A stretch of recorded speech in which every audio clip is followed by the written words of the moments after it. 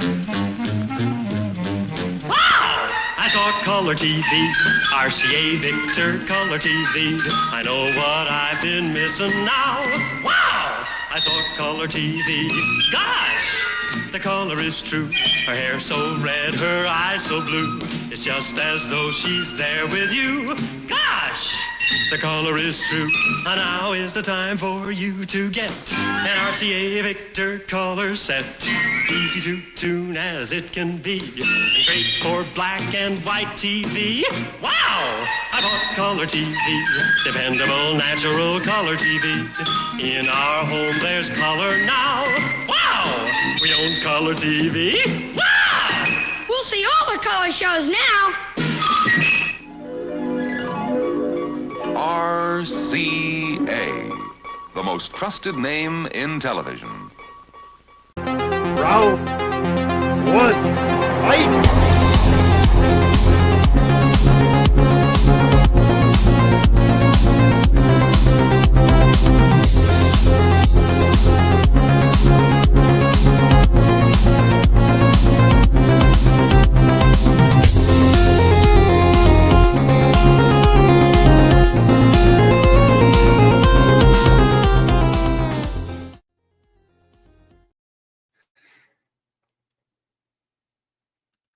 You know, I've been real hesitant about buying one of them color TVs, but that song was pretty catchy, so I think I'll go out and get me one of those today. Welcome to Movie Hero Network, ladies and gentlemen. It is Tournament Fights versus tonight, and we got a real fun one for everybody here in the community. It's Malcolm versus JPO. They both know a little something about that there color TV, and they're going to pit each other's favorite TV shows up against each other here tonight. I am Austin Pez Howell. I am your host this evening. Jordan is on assignment in the Bahamas, so I'll be running the show here tonight. We still got a good one here for you, so let me get my esteemed guests and panelists in here tonight, starting with one of the two men of honor here this evening, Mr. Malcolm Lay. Malcolm, how's it going? It's pretty good. Like, we've done a lot of movie stuff. It's fun to actually dive into my favorite TV shows, and yeah, it'll be interesting to see sort of what JPO's put. Like, I only knew a handful because of the ones that I made the thumbnail, but yeah. Yeah, we'll see what he's got. It's kind of a mystery to everybody, but that's what makes it fun here tonight. But the man you'll be battling up against and his knowledge of television, Mr. Jordan Owens, JPO. He knows a little something about that color TV. He watches a little bit of it. Yeah. The color TV. The color TV. Hey, you know what? Remember when people could put effort into jingles and commercials? You know, that was a fun time, right? Here's a fine mind fuck I gave myself as a young kid. There's the Wonder Years was talking about how they were getting a color TV, but I was confused because the TV show was in color. So I'm like, but how is it? Like, I thought if it was like filmed in color, it was like in, I don't know. I was a really dumb kid. But hey, we're talking about some television here. I love TV as much as I love movies. It's a hard balance, but I try to do it each and every year. Even on my channel tomorrow, we're talking the top 10 TV shows of last year. So yeah, so this will be fun. No, there's some definite fine television. There's some fine television programs out there. There's too damn many television programs. If I'm being honest, I can't keep up with all of them. Yeah, you know, there was less to keep up with back in the day. But yeah, we got some other panelists here going to join us and chime in on that. We got the Casablanca Kid. What's Chris up, Scott. guys? What's going on? I'm How you doing? excited to just see what TV shows come up on your favorites, man. Wonder Years is one of my absolute favorite TV shows ever. Yeah. Well, maybe down the line, you and somebody else can do their favorite TV shows, and you have a whole different batch of stuff. That's the great thing about it, is there's so damn many. I also got Richie Goodacre. How's it going? We'll see how much of this American TV he's seen. I watched a fair amount, and it's, you know, like Malcolm did me a solid, and there's a few British stuff. I wonder if I don't know if you put any New Zealand shows in there. That'd be a bit pointless. I don't think I was thinking about that when he sent me the list. I was like, what's that soap opera that's been on forever over in New Zealand? What's that?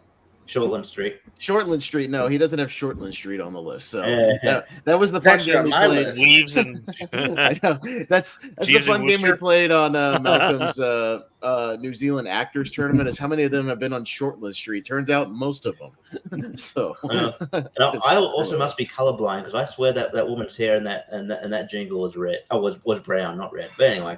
It is Listen, what- you had to do the settings on the TV, okay, and like tune Yeah. the brightness and the contrast and all that. That's how it worked. Yeah. But yeah, no, that's so we got Malcolm versus JPO. Everybody else here is going to be chiming in. Yeah, how it's going to work. You guys are all veterans of the tournament fight. I put them all into a bracket, jumbled them all up, and we'll see which one takes the crown here.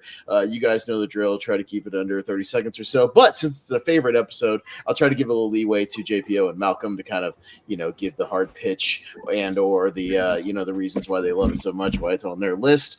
So the rest of us will try to keep our thoughts relatively short so they can kind of expand on theirs. Hence why I only went with 5 people tonight, so it can kind of move along a little bit faster. But yeah, that's how it's going to work. So what do you say? We're not going to waste a whole lot of time here. Let's get into this thing and see what came up first. I'll try to recall whose was on which list as we go along. But we're going to start out with, we got Barry, which I believe is one of JPO's, and Blind Spotting, which is one of Malcolm's. The actual Blind Spotting TV show, not the movie. But yes, so we will start down with Richie on this one.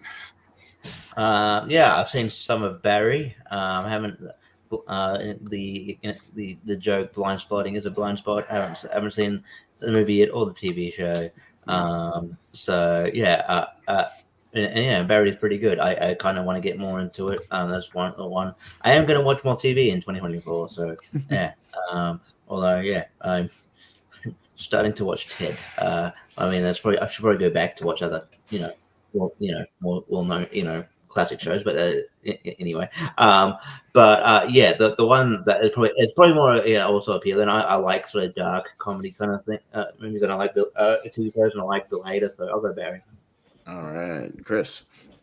Barry is so good. I haven't seen Blind Spotting or a Blind Spotting the movie, even though another movie comes out multiple times across his channel. But what I have seen of Barry is absolutely awesome. So I'm going to go with that one. Yeah, JPO. I think I know what you're going to go with, but expand on a little bit. I do love Blind Spotting, the movie, because that's the one I've seen now. It's a good movie. I haven't seen the show. I do like the main guy. It's not the V-Dig, and I just never got around to it yet. I would imagine I might like it. Yeah, but Barry's really good here, man. Really constantly evolving show as well. I mean, first of all, Bill Hader is absolutely fantastic. He's also behind the scenes. Sometimes as a director, always as a writer. Fantastic performance for him. Very multifaceted as well. I mean, I don't know if I'd even call it the last couple seasons a comedy. It really draws more into drama, but it's a great show. Henry Winkler too, well earned. Some award noms and wins for him as well. Very well earned. It's a different side of Henry Winkler you've ever seen, and really just some of the best television in the last few years has come from Barry. So yeah, I'm gonna say Barry. Yeah, for sure, Malcolm. Yeah, I actually haven't seen Barry. It's definitely one we never go around to. I'll probably check it out at some stage because I've heard good things about it. But yeah, Blind Spotting is a really good sort of follow on from the movie. Like it, like a lot of the people from the movie don't actually make guest appearances in the show, but it's kind of a pretty much standalone from the movie. There's but it's still pretty good. It still hits on that same sort of themes of race relations and that, and especially comedy and that. And if you really like the movie, you'll definitely like the show. I've actually still got to finish season 2, and unfortunately, there's not going to be any more seasons. That was cancelled last year. But yeah, but I would have gone Blind Spotting. Yeah. I've seen, kind of to echo a few of the ones, I've seen the movie, have not seen the TV show of Blind Spotting, but I have seen a little bit of Barry. I watched the first season of Barry and I just got sidetracked. I need to pick it back up and finish it now that it's kind of winding down here, or at least I believe it has finished up. JPO, they did their final season, or they're in their final season? It is done. No, it is done. All right. Well, yeah, sometimes I kind of wait till the show's done and then I just don't, that way I'm not waiting on a cliffhanger or something like that and just kind of binge through. Yeah, no, and it wraps up nicely. I think 4 seasons, I want to say. Well, that's nice. At least they didn't overstay their welcome. I can always appreciate that. Show that doesn't go too long. And that's why they're kind of perfect, because I think they definitely had an end in sight. It definitely is nice. The epitome of not overdoing it. Hey, I'd rather a TV show than go on too long as another TV show that'll come up here tonight that I enjoy, but I think went on way too long. We'll talk about it. But yeah, I will also go Barry because of what I've seen. So, all right, Barry, we'll move on from this first round. Going down to How I Met Your Mother and Goosebumps. I'm assuming it's the 90s one, Malcolm. Yeah. Not the current current one, but yeah, that's what I went with for the thumbnail. But yeah, so Goosebumps, the '90s version, and How I Met Your Mother. And we'll start with Chris. These are both his, right? What's that? They're Yeah, both these are both Malcolm. Malcolms. Yes, they are. Mm-hmm. So I like How I Met Your Mother, but I don't love it. Like, it's kind of really depressing at times. But I loved Goosebumps, and of course, I read the books religiously. A perfect show. So I'm gonna go with Goosebumps. Yeah. JPO. This one's a tough one for me. I like Goosebumps. It's great, kind of like entry horror for kids. You know what I mean? I love the different tales. Love, it's an anthology. That's the word. Series for kids. I think it's pretty cool. Well, I do have some love for How I Met Your Mother. I actually just watched another YouTuber do a video about this, and I was so much in agreement. They shit the bed with that last season here. I mean, it's pretty much just like, psych, it was on Robin. Fuck you. Mother's dead. Barely even in the last fucking episode. And really retroactively pulls back with all the progress they built with Barney. So much so that it really does put a weird sour taste in my mouth to a degree. Overall, though, there's still some good moments to be had. So I'll give it to Mother. But yeah, that ending really ekes out why it's not on my list, actually. All right. Yeah, fair enough. Malcolm. So I loved the '90s Goosebumps show. I feel it was a really good anthology series, and I like the fact they just took each book and did it as one episode, which is what I was hoping this new version would have done, which is kind of why I didn't like it as much. But it was still pretty good, and yeah, I love How I Met Your Mother, and it's one of those ones like I always defend that last season because like it's one of those ones like when I was watching it it was kind of the prediction I was going to have because that it was going to be revealed there was eventually going to be like Aunt Robin at the end and that the mother had actually died, which is why you never see her in the future, and why it is just Ted telling the story. So I'm gonna go How I Met Your Mother. Yeah, so you agreed that it was very cliched in the end and stupid. Okay, cool. I can't comment on the last season of How I Met Your Mother because I've only seen a couple of the original seasons. I mostly just watched it because my parents would watch it when it was on. I watched it a little bit here and there, just kind of a casual viewer. I think the Goosebumps '90s show is pretty great and very faithful adaptation of the books as an anthology series. I love that. And like Are You Afraid of the Dark? They had some good stuff in the '90s, that sort of thing. And I even have it on like a DVD set I bought from eBay of guys, just recording it on blank discs. Back before all the streaming services, man, it was a struggle in the 2000s to get these shows on DVD, but I still have it, and it's great. So I'm actually going to go Goosebumps on this one. Richie? Yeah, I'm not. I've never been like. This will probably come apparent if other shows like this. I'm not like. There's a few of them that are exception, but I'm not a huge fan of like the canned laughter sitcoms. I just never got into them. But like but and How I Met Your Mother sort of that, and it has its moments, but yes, it's not for me. But yeah, I don't know. I just like I think I stumbled across an old like interview with like Jim Norton and Louis C.K. and I think that they kind of condense what like my issue with like some of the dialogue in these shows like that they don't talk like other real people talk like this. This is snappy. Yeah, it's just I don't know. It's just I'm just not. It's just not for me, I guess. And it just takes me out of it. And but yeah, Goosebumps, huge favorite. So yes, I have the original. I have a DVD. Goosebumps. Yeah, hey, there you go. Nice. I would have grabbed my bootleg set if I had thought about it, but I didn't. So, all right, Goosebumps maybe a little bit of the upset there. So there you go. Going down to Animorphs. Speaking of more '90s book series, Animorphs there and Weeds. So we will start with JPO. Is me Weeds and him Animals? Yes. Yeah, no, that's cool though because actually I do have some love for Animorphs. That's actually a book series I did read. I was happy to see it kind of come out on TV. Hey, that Paulo Costanzo guy, he went on to be on Royal Pains, so he kind of had a career. And but my vote is for the one I voted for. nominated. Weeds, just a continually really funny and also really great at a season ender too. Like Weeds was one of the great shows that may have very much made you go, "Ah, shit, I got to come back for the next season."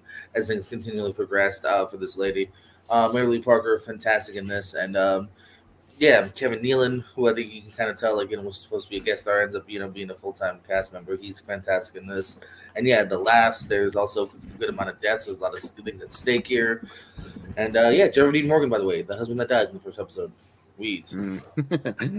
Sean Ashmore, by the way, a main part of Animorphs. That guy did all right for himself in those X-Men flicks, you know what I'm saying? Yeah, just a little bit.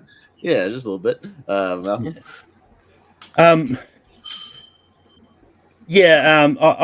I never got into Weeds. Like it's another one of those shows that I've heard a lot about and just really want to check out. But yeah, Animorphs is one of those shows that I really wish one of the streaming services or something would put it on or something, because it's one of those shows that you really can't find anymore. So, because it's been one of those ones like I've wanted better shows. You 10-year-old Barber. For the longest time, I've wanted to rewatch Animals, but it's just one of those ones. So I think it did end up on a cliffhanger because it was cancelled. But yeah, I'm gonna go Animals. So You might not have been into Weeds, Malcolm, but if you've been into weed, you can admit that on stream. You can admit it on stream. Have you indulged? Come on. I have. I don't smoke, but I've done edibles. I like edibles to help me go night night. They're really nice. I wish it was legal here in North Carolina, but these dummies. I haven't done it since the last Real Pro show. Wait, I didn't say that. Wish it was legal in Idaho. Yeah, I wish it was legal in North Carolina. These dummies would get off their asses and do something about it. Yeah, no, Animorphs. I watched when it was on. I know I did, but man, it's been like 20 years. I can't remember a lot of it. Yeah, I just remember being that in kind of that block with like Goosebumps and those other shows. I saw about 3 seasons of Weeds. I was renting them from the library, JPO, like the actual box sets and whatnot. Hell yeah. And and just because I didn't go full on buying all the boxes, but my library had them all. So I watched it for a little while. I enjoy it, so I'll go with the Weeds. Richie. Yeah, I remember watching. Yeah, it's probably the same. I remember watching Animals as a kid. I have not gone back to it since because it's hard to go back to because you can't. Like Malcolm said, you can't find it. But it doesn't totally hold up either. Like especially the effects too. I will say though, whoever came up with that dumb expression, you can't judge a book by its cover. Yes, you can. The Animals books had amazing covers. No, and as a kid, I'd always get them out from the library because they had good covers. Okay, and hey, the Goosebumps books had great covers as well. Yeah, so, really good. The people who illustrate covers. Okay, you can't, it's a big thing. But like I've seen some of Weeds. I like it. I need to finish it.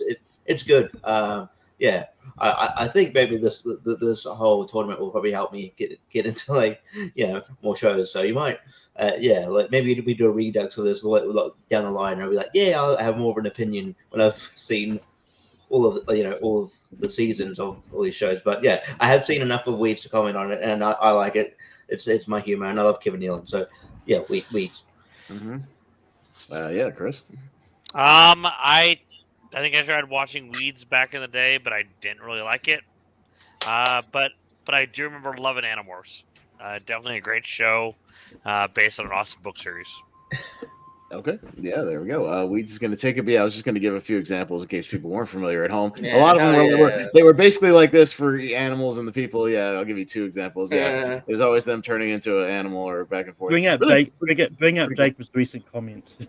Oh, Jesus Christ. Jacob's just going to shit on you all night, isn't he? Yeah, Goosebumps, Animorphs, and the Kama Sutra. Yeah, those always Kama Sutra. Is that a TV show? Yeah. Kama Sutra was, I think, a Skinamax show at one point. Yeah, there was. There was a movie called Kama Sutra with David Duchovny. I swear that's real. He just did sex shows, didn't he? Got a tough one here. We got Parks and Rec and Futurama. I believe Parks and Rec. I don't know if it was on both you guys. It might have been both you guys' lists. And then it was on Malcolm's and JPO's list, I believe. So I think Malcolm had it a little bit higher, so I subbed in Futurama for JPO. So there you go. So Malcolm will go first. I think Futurama was just outside my 36 actually, but yeah, I do really like both of these shows. I just recently did a full binge of of Futurama when they released the reboot or season 11, I want to say it was last year, and it still holds up. I think it's that script is like I really do like Bender and all that cast, and Parks and Rec is one of those shows like it's always funny for me, and I really like a lot of those mockumentary shows that you'll find out when other ones tune up. But Parks and Rec has always been really fun. This is actually really tough for me. I'm going to lean slightly to Parks and Rec. Yeah, Futurama is one of those ones that my ex would fall asleep with cartoons on the tablet, and Futurama was one of her go-tos. So I would start to fall asleep, and then 20 minutes later, I'd hear dun dun dun dun dun dun dun, and I'd be like, "God damn it, I'm trying to fall asleep." Yeah, so that's most of my memory of Futurama. I'd watch it occasionally, but Parks and Rec I love, one of my favorite shows of all time. Yeah, a really great, rewarding TV show to get into with all the side characters and where all the characters kind of end up, and yeah, just really fun show. One of my favorites ever. So yeah, I'm almost gonna go with Parks and Rec. Wow, Richie. I have a sort of similar story where like I had a flatmate named Cassie, and yeah, she would watch Futurama from time to time, but when she'd watch the DVDs that I had, and then like because she'd fall asleep, I'd have to like go in and turn off because it would revert back to the menu. So I would just hear the sound of the wall go meow meow meow meow meow. Like, I can't have it. Yeah. Yeah. Yeah, it keeps ending and coming back. We swear this is the last time it's going to come back. Yeah. But yeah, I guess like from the strength of those movies that they did. Yeah, this is really hard for me too. Parks and Rec is great. Futurama is great. I think it's just nostalgia calling, but just because I kind of grew up with Futurama, and I like I'm a huge fan of Matt Groening. I'm gonna go Futurama, but I won't be mad if Parks and Rec made it through. It's a great show. Yeah, Chris. I have tried to watch Parks and Rec and get into it. I was late to the office, watched all of it like probably a couple years ago, and loved it. But I just can't get into Parks and Rec. Amy get there, stick with it. Once you get to where actually you can even really honestly start where Rob Lowe and Adam Scott show up, because they show up on the same episode and then go from there, and it's amazing from there. Yeah, it's absolutely amazing from there. Just they show up at the beginning of season 3. Just start with that and just go. Okay, that's all. That's all you really need. That's all you need. I'll do that. Because Amy Poehler's character just annoyed the piss out of me at the very beginning. She grows on you over time. Her little quirks. Okay. Yeah. But Futurama is so good. Like I feel like it's just one of those shows that's on. I'm gonna watch it, and it's just you can enjoy yourself, and you can kind of just binge it, and always have a good time. I feel like. All right, so come down to you here, JPO. What you got? Huh? No, I got love for both. Obviously, Futurama. There's a reason why it's the show that won't die. But I have so much love for Parks and Rec. I will also iterate. Yes, I was actually going to say before you even said that, Chris. This is a show that definitely grows, kind of like The Office, if you will. As in, that first season or maybe even 2 to a degree is not the greatest, and I even too kind of walked away from it for a minute and was about a full season or 2 behind. Okay. Went back, so glad I did, and it's become one of my favorites of all time. We fall in love with everybody, even like the side characters here. The poor guy who they can't get his name right. He has several different names. Jerry, Gary, Larry. Yeah, that's a great running bit. Heard with Purd. Yeah, and it becomes a thing. You care about little Sebastian. You care about his community. I also love the way they wrap it up too. Again, I guess kind of like the opposite of How I Met Your Mother. I think if you can wrap things up in a good way, that also gives you like a little bit of a stamp as well. And I like how they wrap it up too in the last season. So, Parks and Rec. All right, Parks and Rec will take this Futurama, the TNA of TV shows. TV never went away. Futurama will die. By the way, I'm really surprised. Spoiler alert for this list. JPO didn't have Raw or SmackDown or Impact or anything on any of his lists or Tough Enough, nothing like that. We've had this conversation before. Taylor Swift concert shouldn't be on a list. Or the Harry Potter. Technically, Raw is the longest running weekly television show. It's a television. Even though that's not even. It's not even true. What is it actually Guiding Light or some shit like that? Yeah, I think I don't know. Well, they might be weekly because those shows are daily, so there might be a distinction there. I don't know. All right, we got Blackadder with Rowan Atkinson against Seinfeld. So me first. Yeah, this is not terribly difficult for me. I do love Blackadder. Malcolm put another Rowan Atkinson show that I'm a bigger fan of than Blackadder on this list, so we'll get to it. Yeah, it is a lot of fun, but Seinfeld is my favorite number one of all time. I love Seinfeld. If you recall, Jordan Anderson and I for a little while even did a Seinfeld show on this very network, and for a good reason. It's the show I go back to and watch damn near more than any other show, and just think it's the greatest sitcom ever made. So I'm easily going Seinfeld here. Richie?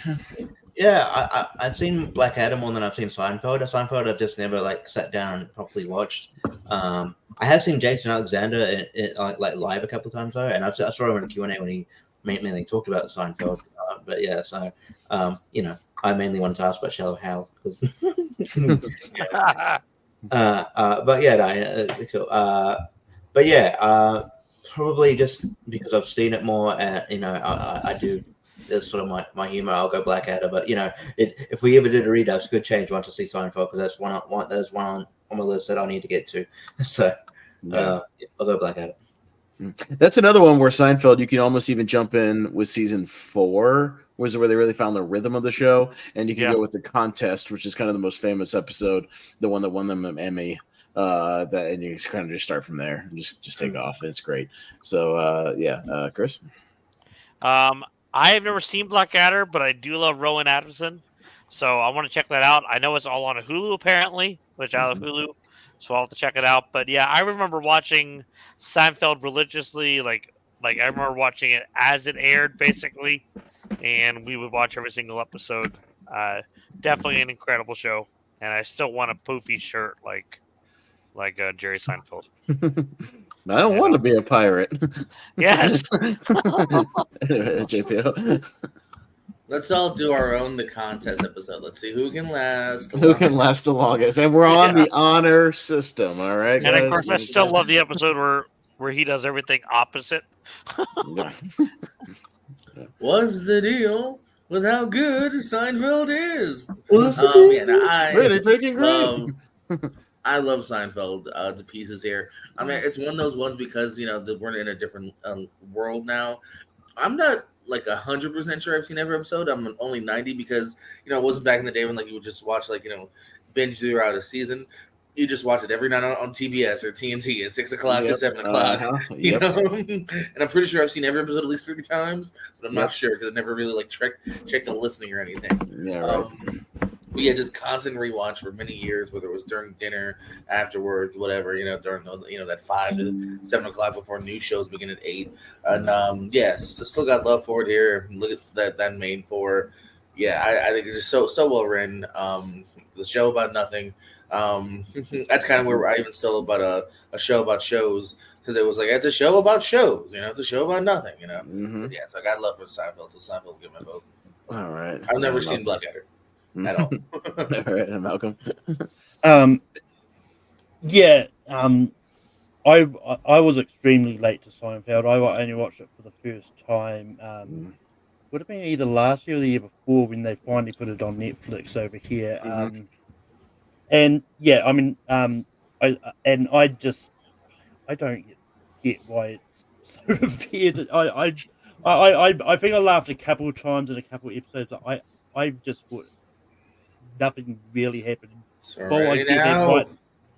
But it was one of those shows that I just didn't gel with. Blackadder, I watched all the times. I watched it a lot of times. And it's one of those ones that's always on. Like every Christmas, one of the shows is guaranteed to play the the Christmas special. And yeah, so I'm gonna go Blackhead on this. All right. Well, it's gonna be 3-2 for. Down, down, down, down, down, down, down, down, bump. All right, we got DC Legends of Tomorrow against Hell's Kitchen, which was one of Malcolm's alternates that I bumped in. So yeah, and this is these are both Malcolm's as well. So Richie, we'll start with you. You know what, Malcolm? You've redeemed yourself. I fucking love you. Sometimes I'm not a huge fan of reality TV. Hell's Kitchen is my trash TV. It's so good. I love Gordon Ramsay. I love Gordon Ramsay. I watch a lot of. I'm actually. I got a VPN just so I could like go to YouTube and watch start watching the red rewatch some of the seasons. So I'm still watching rewatching season 6 at the moment. But yeah, so yeah, and look, I never really got into like I tried to get into like the superhero TV sort of universe, and I tried to get into later into, and I couldn't. I get what people like it. It's not for me. But Hell's Kitchen, I am pleasantly surprised to see this on the list. I had never thought that in a million years was on the list. So Hell's Kitchen.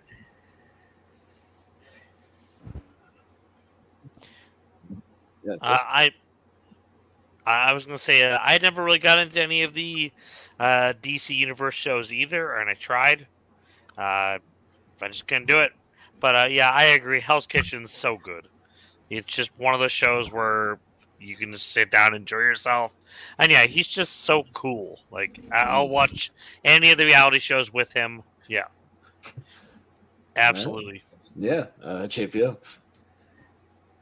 Yeah, pretty much gonna have to third what everyone has said so far. I got behind on Arrow and Flash, so like I never even tried Stargirl and this and whatnot. I'm not in a bad way, just I never got to finish the other ones.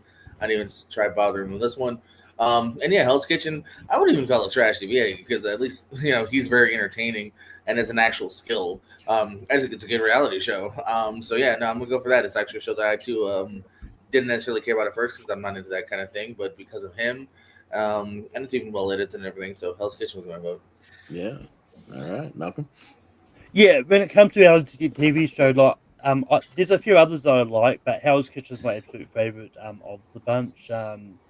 Because just for the reason everyone said, like it's always just one of those ones that I think is really entertaining. I think the challenge is really interesting too. Like they're using roulette as a way to determine ingredients and stuff like that. I just think it's one of those ones like every year they set like there's a reason Fox keeps bringing it back every year. One because it's cheap to produce, but two, like they keep making it somewhat different to it's never really the same a lot of the time. But Legends of Tomorrow I think is great. And yeah, it's one of those DC shows you can actually jump into with really minimal sort of watch of like the likes of Arrow. Well, yes, it would help you get to know these characters, but largely it's pretty standalone. And even with the episodes where it's a crossover, like they very rarely were involved in the crossovers, so they don't really blend in. But yeah, I'm just slightly going to go Legends of Tomorrow here, but yeah. It's bloody raw! It's fucking raw! You! Fuck off upstairs, yeah? Fuck off. Fuck off, you donkey. Dude, Hell's Kitchen rules. Hell's Kitchen's awesome. There's a reason why you can just sit back and there's like 100 compilations on YouTube of Gordon Ramsay gets pissed off during dinner service or whatever, and it's all entertaining and it's all amazing, and just all the back and forth. It's fantastic. I watch everything he does. Kitchen Nightmares, Hotel Hell. I don't care what it is. I'll watch it. Hotel Hell is great. Hotel Hell is great. Yeah, Kitchen Nightmares are all great. Dude. Oh yeah, no, every single one of them is amazing. I love Gordon Ramsay. I'll watch him do anything. And I haven't seen any of the Arrowverse shows whatsoever. So that's gonna be a long night for me, Malcolm, because you put a few on there. I haven't watched any of the Arrowverse shit. So yeah, sorry, Malcolm, but yeah, I'm gonna go Hell's Kitchen. Check out season 5 where that Joseph guy tries tries to fight Ramsey. That's Oh great. yeah, and he's like, "What's up, bro? You want to go outside, bro?" He's like, "What are you trying to do? You trying to fight? You fucking idiot!" Out of nothing, he decides that he's just like, Yeah. dude, just pick somebody. Yo, let's go. We got Max. We got the other two taking on Smallville. So yeah. All right. So Chris. I can't say I've seen either one of these shows.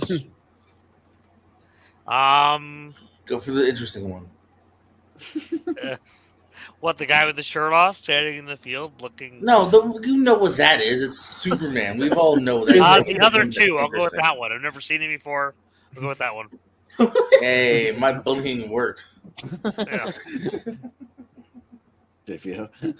All right, yeah. So Smallville's cool. Actually, it was a fun weekly one. I kind of trailed off towards the end of it here. I just kind of wanted them to get going with the Superman stuff already. But I liked how it began, and also big fucking fan of Michael Rosenbaum. So big props to him. He's my favorite Lex Luthor of all time, in my opinion. The other two, though, was a really great. It started off as a Comedy Central show, and then was later on picked up by HBO and as well as Max. It's about basically like, what if Justin Bieber had two siblings that were kind of a little lesser seen, lesser loved, and kind of jealous. But it goes so much more beyond that here. The two leads are absolutely hilarious.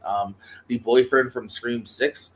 Is in this as well. He's super funny. You can see if you really kind of see it for him as well. Molly Gooding. Shannon. What? Mason Gooding. The boyfriend from the sixth one. Get out of here, Richie. Negative points. You're bad at ASAT. Sorry. Molly Shannon is the mom. She's fantastic as this. Ken Marino, you may know from The State and many other things. He's really good as the dad. Wanda Sykes. It's funny about Hollywood. It's funny about finally trying to find relationships. Both and they're both kind of shitty people, but the shitty kind of people you like watching, unlike robots. The other two, great show. All right, Malcolm. Yeah, I mean, it sounded interesting. Then you've mentioned Justin Bieber's, which was like maybe not want to check it out. I don't know what the other two is. I just told you. So it's like, let's say Justin Bieber.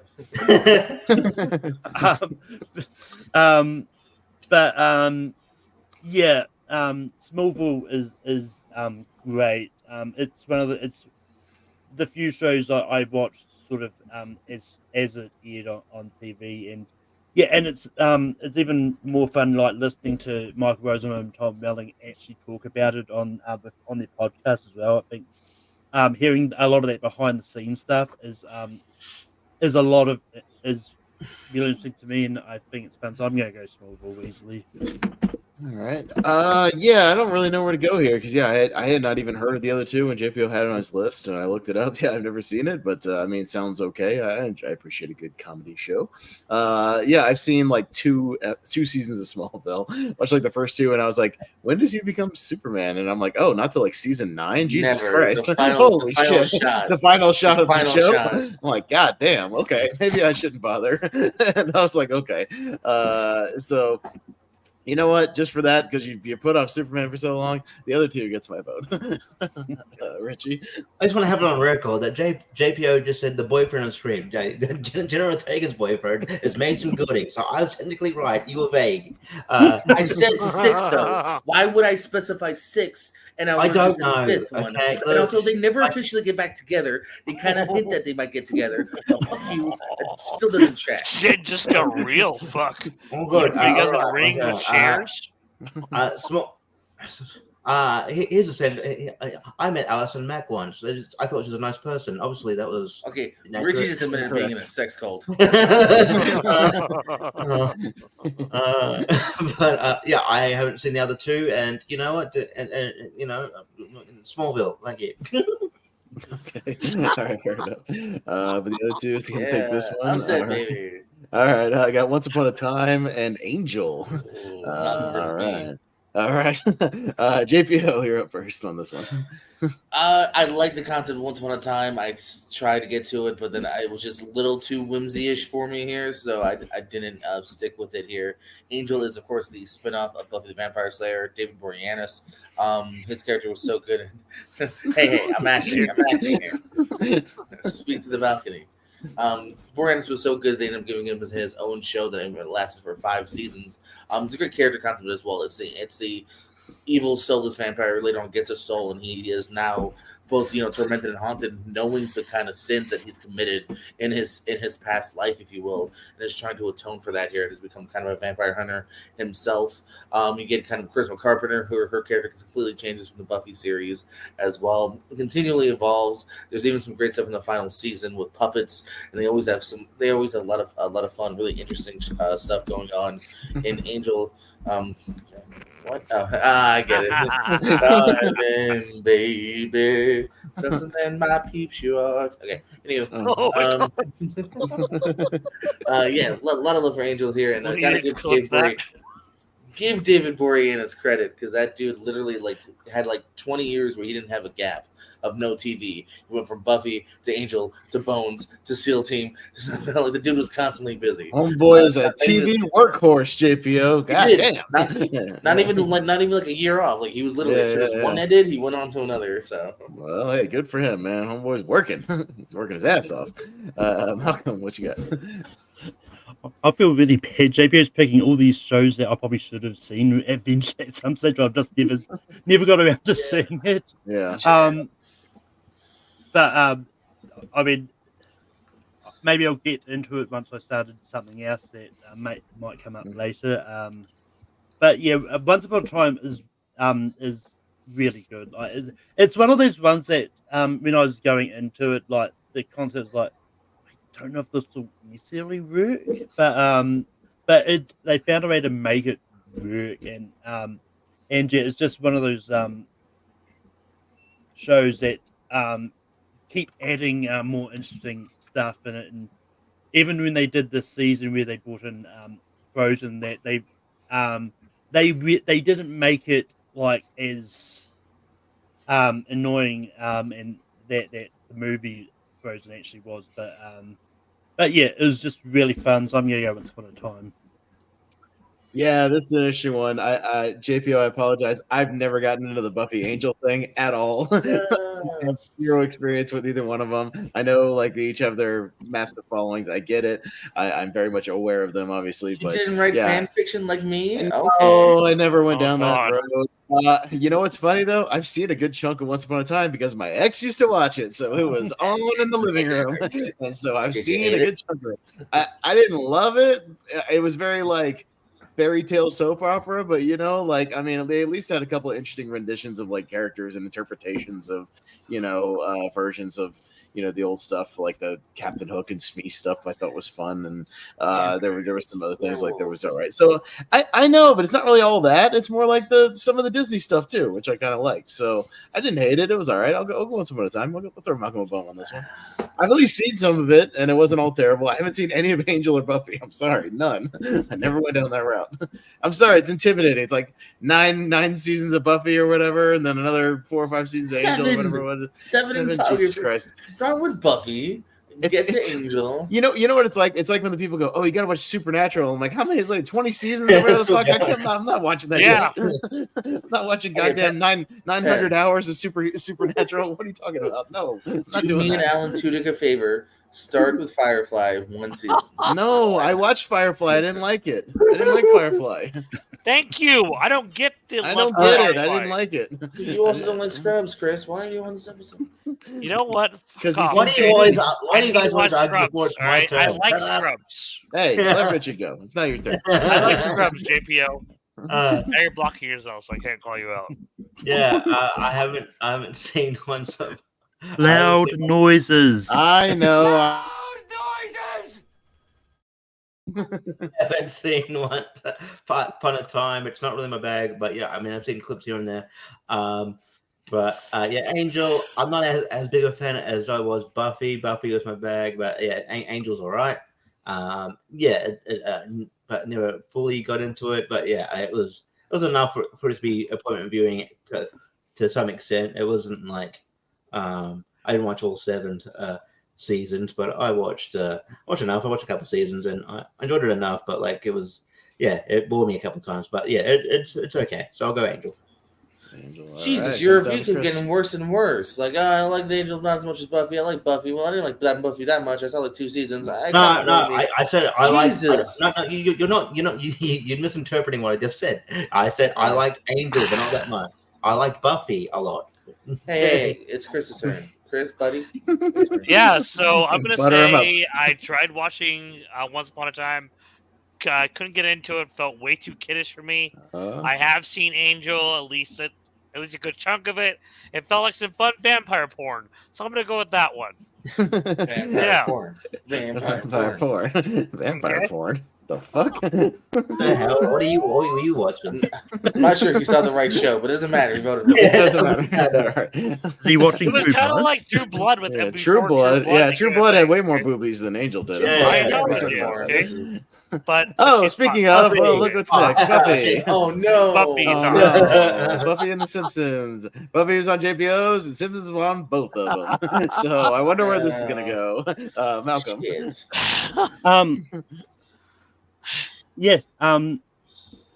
When I got some movies from JPO when I was making the thumbnail on that, he put Buffy in there. It's like, oh, that gives me a chance to actually start watching Buffy. So I've seen about 6 episodes of Buffy.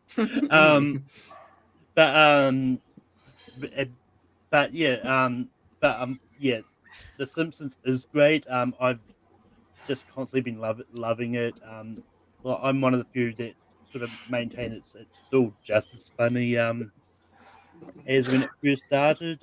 In that, but for this, I will throw JPO a bone. I'll vote Buffy because that's something I will definitely finish. Oh, interesting. Okay, so not the one that was on your list as well. Got it. Okay. Just rewind this show about 2 minutes and what I just said about one of these, and then add in the fact that I'm a casual Simpsons fan. I'm not a hardcore Simpsons fan. I wasn't allowed to watch it when I was a kid. I was one of those. There's a lot of people like that. I'm like, yeah, I just wasn't allowed. I don't know why, because man, it's pretty damn Yeah. tame when you go back and watch it. You're like, really? It is so tame. I was not allowed to. I don't know. It's just one of those like forbidden shows. Same with wrestling. Like that's why I watched so damn much of it once I was allowed to watch it. But yeah, I mean, I've seen enough of The Simpsons, so I'll go with The Simpsons. Richie. Yeah. Look, I will say this. It's at least I don't think Buffy's quality dipped off. Simpsons' quality dipped off a quite a bit. Look, I mean it went down. Yeah. You look each their own, but like I think saying The Simpsons is just as funny. I mean, it's just subjective, but that's also a bold claim. That is just. Like season 3 to 10 from Simpsons, amazing, brilliant television.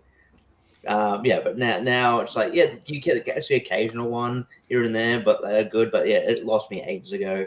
There's a Lady Gaga episode in there from a few years ago that's fucking terrible. But yeah, so I might be inclined here to go to Buffy as well because I like it and it never trailed off. So Buffy. All right, Richie. Or excuse me, Chris. Chris, go ahead. I'm gonna go with Buffy because The Simpsons just got shittier and shittier and shittier as seasons go on. That show just needs to die and just stop being made. Let's It should have ended after the Yeah. It's been going on like 30 years or something. It's still going. stop. Yeah. And I was also in a camp. Man, so Jesus. I wasn't also allowed to watch this when I was a kid too, but I was since gone back and seen it. Like it's incredibly tame. Like right. Between this and wrestling. Yeah. JPO. Well, first of all, I want to give a quick shout out to my mom and dad for not being picky because as long as there wasn't like hardcore porn or too many beheadings, they didn't give a fuck. So I saw a lot of Simpsons. What did your mom and dad have against that porn shop show? I love both of these, and this did not go the way I had predicted this was Me going. neither at all. I was like, well, Buffy, poor round choice. Because also speaking of nerdy things, also wrote fanfic for Simpsons one, so I've done that for both of these shows. Yeah, I love The Simpsons. I'm actually slightly not as much as Malcolm, but I actually will argue I don't think it's dipped as much as like a Family Guy or an American Dad has. I still think it's actually decent television. Is it season 3 to like 9, 10 territory? No. But I also don't think it's like dreadful either. I just think that people are just putting it on such a pedestal that like because it's not as great, they're saying it's trash. It's not. It's still actually a pretty decently chuckle worthy show. Still to this day, I feel. But yeah, Buffy, and again, Malcolm, if you're liking it, please continue because I'm not just saying this to say this. It actually does get better too, even from season 1. Which season 1 I think is maybe one of my least favorite seasons, and I still like it. But I'm just saying I think it really just picks up too, even more so where the characters go, the emotional, the heart, the fight scenes, Giles, everything. So yeah, Buffy will get my vote as well. JPO, is Buffy the show that had the WCW episode, or am I thinking of something else? You're looking at Charmed, which will be on here. Oh, Charmed. Yeah, Charmed is on here. Yeah, Charmed had the WCW episode. Yeah, that's right. I saw that. I saw that. Baywatch on here as well. No, Baywatch has some WCW. Fun fact: one of my friends wasn't allowed to watch The Simpsons, but yet South Park was fine. That's so it makes no sense. Your parents just didn't know what was going on. Yeah. I got Rick and Morty versus the Drew Carey Show. So yeah, me first. This is interesting. Yeah, because I watched a lot of the Drew Carey Show because I was coming off of the Who's Line stuff, which we might see here at some point. Is this ours or is one of these Malcolm's? Drew Carey is Malcolm, and I believe Rick and Morty was yours. I believe, yeah. I like Drew Carey show a lot. I suppose it's true. Yeah. No, Drew Carey was officially on Malcolm's list though. Yeah, I like it a lot. Yeah, really solid sitcom. Great cast there. Dietrich Bader and Ryan Stiles too, and all them. Man, I love Rick and Morty too, man, because I've seen all of it, and yeah, it's really good. It kind of scratches a lot of my itches for sci-fi and comedy and like body horror and weird stuff like that. So this one's close. I'm gonna go Rick and Morty just slightly, but Richie. Yeah, I watched some episodes of Drew Carey show because I'm a huge fan of Who's Line. I don't know if that's on here, but it might be. It might be. Yeah, because that's really good. I think I only just finished with like the reincarnation and stuff. Mm-hmm. But yeah, and I saw some of it, but it wasn't like routine viewing for me, and it's really hard you can't find Drew Carey show anywhere at the moment. I don't think. I think it's like some rights issue or something. But they were big on music, so yeah, there's a lot of like music copyrights. Yeah. Rick and Morty, I really love, but like I'm pretty behind on it to be honest. But like I'll catch up eventually. It's cool that they kept going because they've had a lot of given the recent controversy, but there's still like I think still the writing's still solid. I love the concept. It's real fun. So yeah, I'll go. I do think maybe the internet overrates it a bit, but I will say I still love Rick and Morty. Yeah, Chris. I remember watching some episodes of the Drew Carey show, but I somehow didn't see a ton of it. But what I did watch was awesome. But yeah, I really like Rick and Morty, so I'm going to go with that one. Yeah, JPO. Yeah, it's a tough one here because I do have a lot of love for Drew Carey. I actually even think like kind of like we've already kind of stated, if I was able to kind of give it a rewatch of these last like 5-10 years, maybe, you know what I mean? Because it has been so long because it's not in the reruns on TV. Even on DVD, I remember like season 1's on DVD. I think this is the season 1 DVD. There's no season 2 DVD. You know what I mean? They didn't even continue that. Maybe it just didn't make enough money plus the rights with the music. So yeah, I think it's a really fun sitcom here. I also love. I'm sad like Mimi and Ryan Stiles and get to do like more later on. Bader's kind of underrated too. But yeah, Rick and Morty I think is so unique and. I love the meta stuff. Every once in a while, she needs a little bit of heart as well. And then I think almost every episode is kind of a different roller coaster. You never really know what you're gonna get with the show. So yeah, I'm gonna say Rick and Morty. Yeah, Malcolm. Yeah, I like Rick and Morty. I do think it's a great show. I'm not as high on as everyone else is. And it's one of those ones like watching the new episodes that came out this year with the new voice actors is a little bit weird.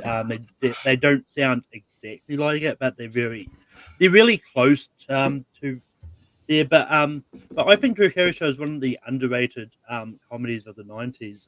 Like no one very really talks about it in conversation, and it's just one of those ones like I watched like religiously every time it came on TV. So I'm gonna go Drew Carey Show.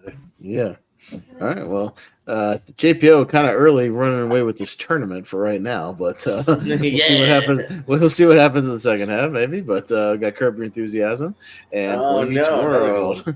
Yeah, Jordan Anderson's favorite show, Boy Meets World. There. Again, was Boy on his or mine? His? Boy was on mine. Malcolm's, yeah, and Curb was on yours. So yeah. Richie, go to you first. Yeah, and unfortunately, I mean, for me anyway, he's going. JPO might win this one because I haven't seen much of Boy Meets World, so I can't comment on it. Really, Curb Your Enthusiasm. Even though I haven't watched much Seinfeld, I've seen more of Curb Your Enthusiasm than I have Seinfeld. And I don't know, just was coming out. I did the trailer, so I watched it. And yeah, I think I really, just really dig Larry David, and the writing is great, and it's fun. It's a lot of fun, and I'm looking forward to new season. There's a new season coming out, right? So new and last February 5th. Yes, final. Okay. The trailer just dropped, like a full trailer. Yeah. So I'm looking forward to that. So yeah, I'll go Curb Your Enthusiasm. All right, Chris.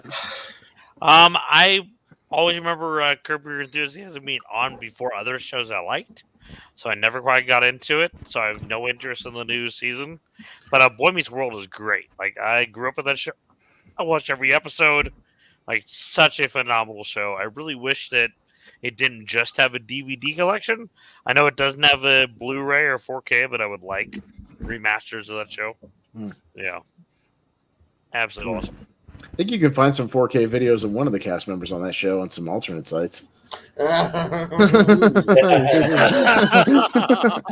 not going to say who, but there's a certain person with a redheaded personality that has done some things on some other sites, non-TV acting. Anyways, JPO. It's one that are guys. I'm out of the contest. Shit. Damn. Sorry. The one that doesn't do the conventions. She does a different convention in Las Vegas. Hey, let's not shame her. Put her on the convention. I've got love for both of these here, man. I'm at the perfect age where I literally grew up with Corey and Topanga, Eric. Right or strong, everybody here, man. Let's not forget Vader as Ethan Suplee's dad. Mankind. Mankind popping up in the episode. Vader in like an alternate universe where I guess he's the good guy, Jake Robertson's the bad guy. I don't know, whatever. They're an alternate universe here. So no, I do have a lot of love for that show. Kirby Enthusiasm Notes is another one where because of streaming and DVDs, I do know I've seen every episode, and I've seen every episode at least 2 to 3 times. Recently, it was my kind of like go to bed show because we'll just watch something kind of fun and loose, like as I go to bed, nothing too dramatic. And so I kind of did another rewatch recently here. So speaking of, and we were joking before with like DVD menus, I've definitely fallen asleep to that. You know, the menu goes back. Let me shut it off. I've done that several times in my life here, and I'm so stoked for the next season here. I've loved the way it's going on. He's not afraid to pull punches, and we all could use a little bit of more Larry David in our lives. So I'm gonna go with Curb. No, fine. Malcolm. It was actually thanks to Jordan Anderson, which is why Boy Meets World was actually here. Because I can't remember what it was. We were doing something, and he brought it up, and I hadn't seen it, and it was on Disney Plus at the time, so I decided to watch it for it. And yeah, I just really enjoyed it. I've watched it a few times since, and I just think it's a really fun show. It's one of those ones like I was watching, like I can't believe I never saw this when I was younger. but yeah, Kirby Enthusiasm I think is good. I do enjoy watching it. Like I really enjoyed that season where they did the producers with David Schwimmer and all that. But But yeah, my vote's going to go to Boy Meets World. No. Yeah, Boy Meets World. I would just watch it kind of casually because it was in that TGIF block. But I wasn't as into it as some of the other ones, like Family Matters or Step by Step and whatnot. I thought it was decent though. I'd watch it on those syndicated reruns and whatnot. But yeah, Curb Enthusiasm is another one. I started out with library DVDs, and then when it finally came to streaming later, eventually I watched it a lot. And yeah, it's kind of the successor to Seinfeld, which is why I love it. I've only seen up until JPO, the Seinfeld reunion season, and then I haven't seen anything recent after that. I need to get back into it. Keep going. No, I will, and I'll get back into it eventually. Spite Store season. Yeah, no, I will get back into it eventually, but I do love Curb. Yeah, it's a lot of fun, so I'll go with Curb here. So Curb, and on to The Office. And another Office show, Workaholics. That's how they came up in the bracket. So, Workaholics is. Well, is it in the American Office? Yeah. All right. Yeah. No, the American Office. Yes. No. I think both gentlemen specified that because I think it was on both their lists. So yeah. There's going to be an Australian Office coming next year. This year is there? So, yeah. Has anybody seen the SNL Japanese Office sketch they did with all? Yes. Funny with Steve Carell. It's very, very funny. They'll play it after the show. It's very funny. Yeah, Chris is up first. This is an easy vote for me. Like I love The Office, but God, Workaholics is one of the greatest shows ever made. Easy. It's so good. The writing's amazing. The cast is solid. And all the cameos that come into there, and it just gets better and better and better as the show goes on. And just a perfect show that includes perfectly. Yeah, I've seen every single episode probably twice or three times. Watched the whole show all the way through. Yeah, or maybe more, but yeah.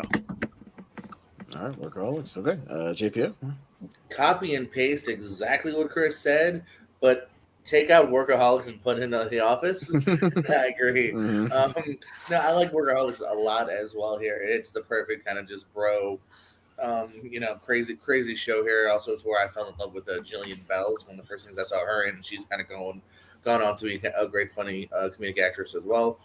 But The Office, I think, is just one of the perfect sitcoms of all time here. I think the slow. I'm also a romantic guy at heart, so I'm definitely gonna give some credit to the Jim and Pam relationship, the nice slow burn there of them just being truly friends and kind of slowly falling in love, to their wedding episode, which is beautiful. To Michael Scott and him falling for Amy Ryan's character, how that ends. Dwight, I mean, come on. And again, another show kind of like we were saying with Parks and Rec, where everyone ends up becoming a star. You watch those for that first season. Minnie Kaling's not really quite developed. She ends up running away with it. You know what I mean? Creed, everyone. And yeah, I got love for both, but The Office is the one that I lean towards. All right. Malcolm? Is Workaholics that same crew that did the Netflix movie Game Over Man? Because they Same they group, are. Yeah. Mm-hmm. Yeah. And yeah, I just I really don't like Adam Devine, so I'm probably never going to check out Workaholics. I think he's fine in the movie Jexy or whatnot, but I've just never really liked stuff he's largely been in a lot of the time. At least as a major role, his small appearances in Pitch Perfect are tolerable at best. But yeah, so I've never seen Workaholics, but the Office is great, and yeah, and the American one is miles better than the UK one. It's just the more funnier one. I've tried watching the UK one many times. I can barely get past Ricky Gervais comedy at best. But Steve Carell, but the American one is just more somewhat likable people, and yeah, and I always like a good beat. So The Office. Yeah. No, God! No, God, please, no! No! No! No! No. Office is One of the greatest shows ever. It's so amazing. Steve Carell is brilliant on that show. Yeah, everybody's chemistry. All the side little bit characters. I also think Creed is maybe the most underrated character on that show. He's just so damn funny and all of his little bits. It's Halloween today. What a coincidence with the bloody shirt. Just the greatest. That show is amazing. And I don't hate on the British Office. I do like the British Office actually because I like Ricky Gervais. I think he has a nice awkward nature on that show. Too, but I do think the American one is vastly superior. So I'll also go The Office. Richie?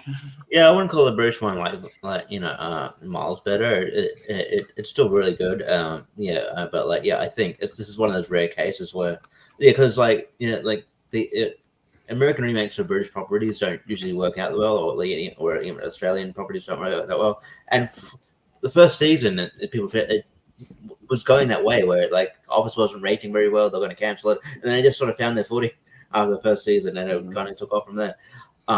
It's really fun. It's just a good kind of binge watch, daytime watching, not doing anything. It's just that you can just pick on any episode, and it's really fun. All the side characters are really really great.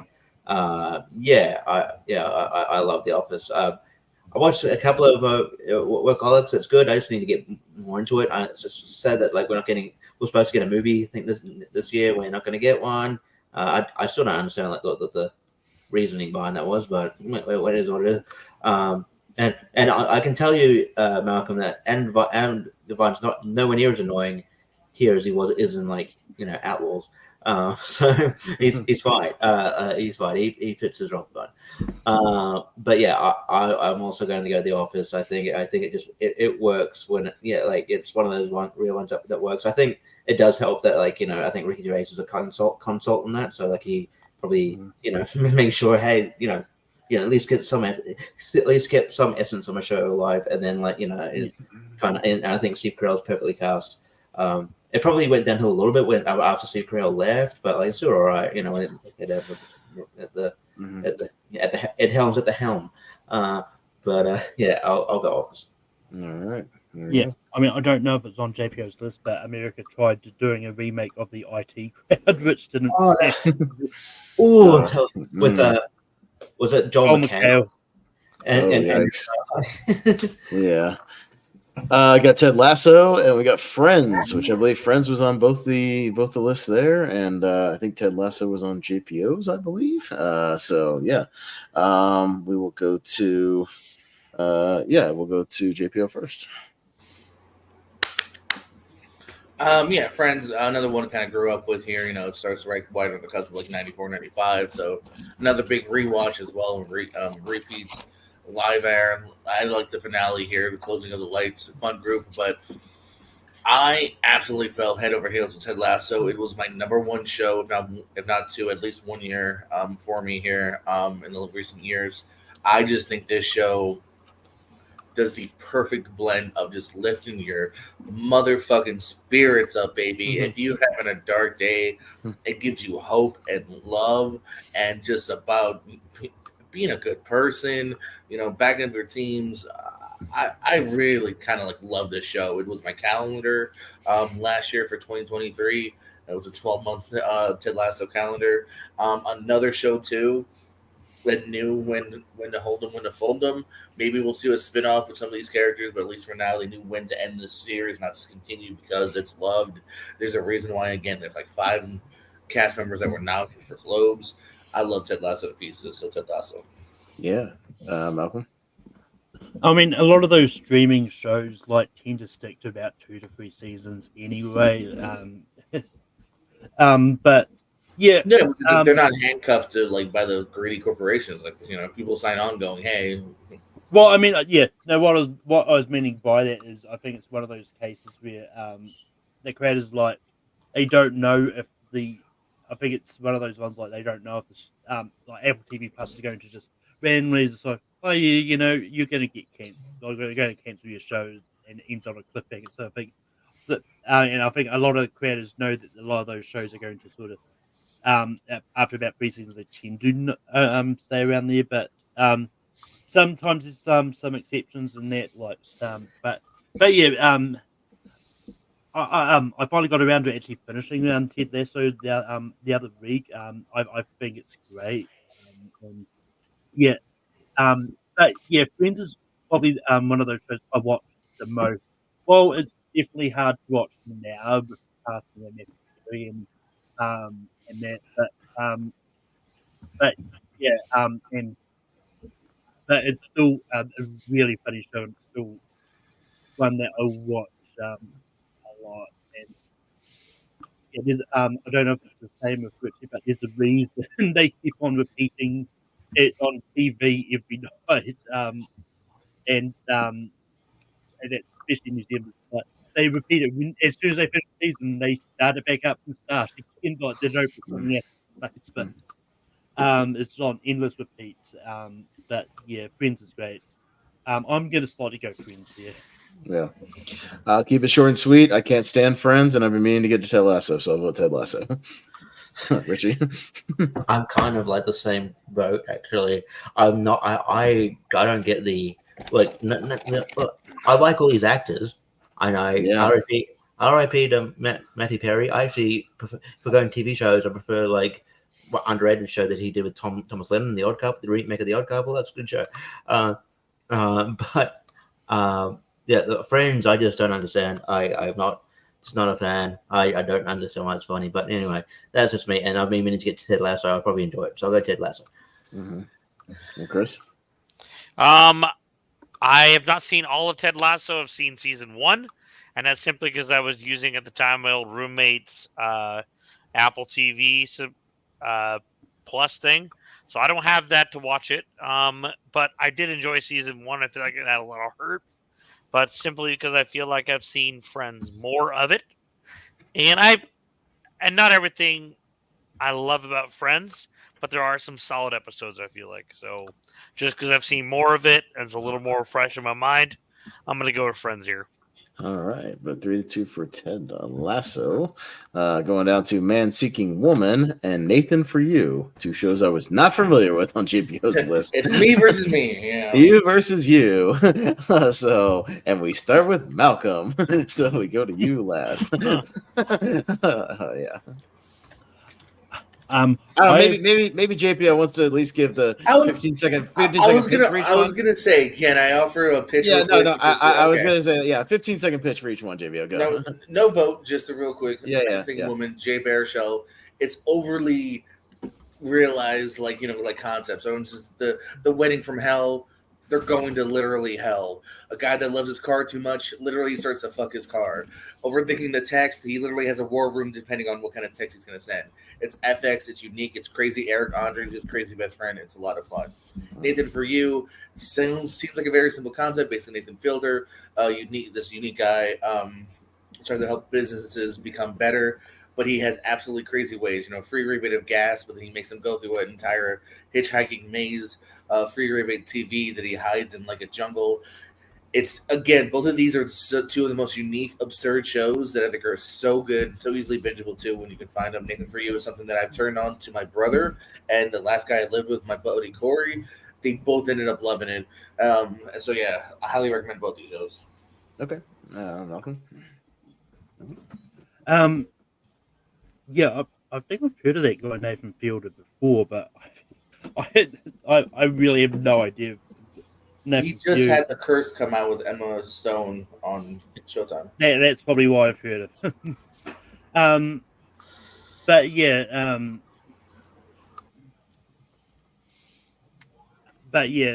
I'm not too familiar. Man Seeking Woman sounds at least interesting. And JPO sold it by saying JPO Shell, then he kind of made it dip for me by saying Eric Andre's in it at the same time. But I'm going to vote Man Seeking Woman because JPO Shell is always good. He does. Yeah. Out of the 2, the one I'm more interested in because of the pitch is, I'll go Man Seeking Woman. Docuseries can be hit or miss for me, so it's kind of But I really feel like I fucked up the pitch on Nathan for You. I apologize, Nathan. I think we talked about it maybe briefly on the 2010s tier ranker comedy thing we did like a year and a half or 2 years ago. Maybe somebody was talking about it, but even then I was kind of but the Man Seeking Woman pitch sounded interesting, so we'll go with that. Richie? Yeah, I'm actually I'm a sucker for like the docu series, and yeah, I know Nathan for you. Nathan Field needs to go. If you ever check out The Rehearsal, he is well, it's a good show. He did, and yeah, the Curse is a new one with Emma Stone and Benny Safdie from Safdie Brothers, and yeah, the show's pretty good. So, and I haven't seen Man Seeking Woman, but that premise sounds pretty cool. I'll probably check it out. But yeah, I'll go Nathan for you. Okay, Chris. I'll go also with Man Seeking Woman. I've never seen either one of these shows, but based on your pitch, JPO, it's probably the one I would like to check out more. Okay. All right. Well, JPO, now you got to vote for one or the other. So what you got? I know. I really do feel like if this was movie debates, I'd be like, good job, JPO, bad job, JPO. You sold one way better. I'm actually gonna give the pitch. I'm gonna give the legitimate vote to Nathan for you. I love both, so hopefully, like truly, like see things out. Neither one of them is that long. I want to say it's literally like 3 seasons and 4 retrospectively, and they're short, like seasons too. But yeah, Nathan, for you, I've binged it I think 3 different times, and so far, people that I've convinced to binge it have not complained. So yeah, good stuff. Okay, but 3 versus 2, Man Seeking Woman with the pitch gets that one. Go down to Fresh Prince and Lost. Yeah. All right. Now is this Malcolm? I think this is Malcolm. Yeah. And I'm up first. Yeah, I'm familiar with both these. Lost is interesting because I watched the first 2 seasons as it aired, and then when I slowly started to realize that they were just introducing lots of questions that were not getting answered, and eventually I bailed. And then from what I heard, they did not answer most of the questions and just kind of left a lot of stuff just hanging out there. I was kind of glad I didn't get super invested in it. But yeah, Fresh Prince is another one that I've put on a lot. I have several of the seasons on DVD, watched over and over again. It's still very, very funny, really holds up. Great cast, great chemistry with everybody. So I'll pretty easily go Fresh Prince here. Richie? Again, I think I'm echoing you. Last I watched a few times, but yeah, just kind of got a bit too convoluted. And yeah, from the sounds like, especially the finale, I'm like, yep, I'm glad got off that train when I did, because that would have annoyed me. Fresh Prince, it's a comfort watch. I'll stick it on when I can, and yeah, it's really fun. Now I was a huge I think Will Smith was just my first as a kid favorite celebrity, I guess. I had the first album that wasn't like a kid, like the Wiggles or whatever it was. It was like Fresh Prince and Jazzy Jeff's, one of the things with Summertime and White on it, and Boom Boom Shake the Root on there. It was cool. But yeah, so I really like Fresh Prince a lot. So. And it still holds up, so I'll go Fresh Prince. Okay. Chris? Yeah, I really like Fresh Prince, and I kind of fell off the bandwagon with Lost, and I never quite got into it. But actually, I'm going to give it to Lost, simply because I have a really cool blueprint, actually, from the show that was used to design one of the set pieces, and also signed by the guy who played the rock star in the very opening flashback. So...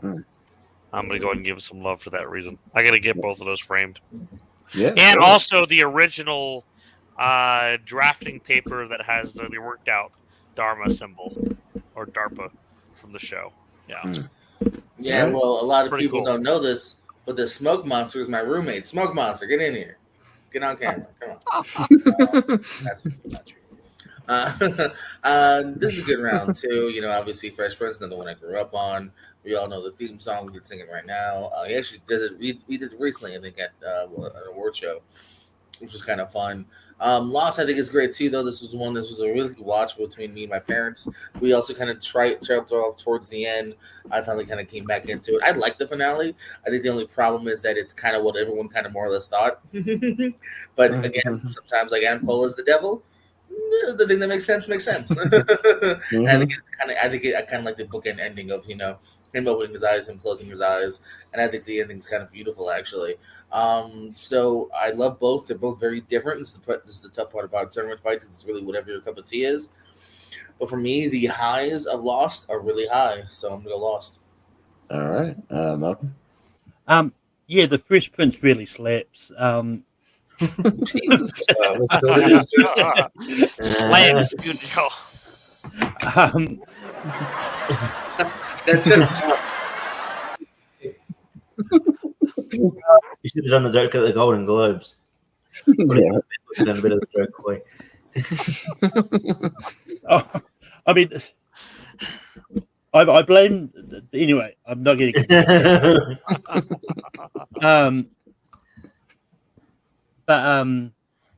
But yeah, I really enjoyed Fresh Prince. I think it's a really great show, and yeah, it's always a lot of fun to revisit it. I haven't revisited in a while. I've been meaning to do it, but yeah, Lost is. I love Lost. I think it's really great, and it's one of those ones like, well, yeah, the ending did end up being somewhat predictable, but it didn't bother me. I had fun on the ride, getting there, and to me it never folded. So I'm gonna go Lost. Okay, well, don't get lost just yet. We need you for the rest of the show. But all right, going down to Community and Atlanta with Donald Glover. So I think these are both. I believe these are both JPO shows. So Yeah, and they're both Donald Glover shows. yeah, they sure are. Donald Glover, still going. It was either in my alternates or I think it was on my list. But I think it was in your alternates, and then I think it was also in JPO's alternates. Two alternate shows that got Community was both alternates got lumped in. So yeah, but we'll start with Richie. Yeah, I really need to get to Atlanta, the place and the show. The place, not so much. Yeah, you're all right. I'm all right. Cool. I'm all right. Yeah, cool. you're right. All right, sick. But yeah, I'm a huge fan of like Donald Glover's work. Where he's just like that dude's just like too talented. Like, oh yeah, actor, yeah, I can do that. Comedian, stand-up comedian, yeah, I'm a stand-up comedian. Oh yeah, I'm a rapper, yeah, I can do that. Yeah, oh, good for you. Yeah. But Community, I must admit, I kind of trailed off a bit, not because of it. I think I just got busy or something. But it was always very solid. Hoping they still do the movie. I've been hearing things about it. I've been reading things about it. This year. Yeah. So I'll go Community. I think it's great writing, and it's I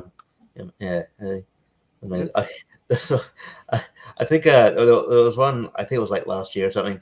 Donald Glover was talking to us about some chick giving her an award, and it's like Chevy Chase once called this woman, this person, one of the greatest people he's ever worked with. Well, Chevy Chase once called me. It's gonna be because they had a falling out because Chevy Chase called him a racist name. Anyway, Community is great. So yeah, of course.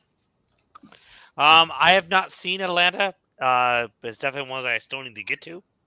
But Community is awesome. It's definitely one of those solid shows that I feel like it has heart. It has awesome writing, like just all around an incredible show. Yeah, JPO. Do my Ross Perot impression. No, if you're gonna do that, you have to have the pillow under you and facing forward, not yes, sir. I'm gonna see your little. I'm gonna see your feetsies. I'm gonna see a little. I'm gonna see your feet up in the air. Yeah. Yeah. You're gonna be dangling them. Yeah. You guys remember way too much about it. It's kind of hard to forget. Okay. And then you gotta be snoring halfway through. Okay. Oh, that I can do. Yes.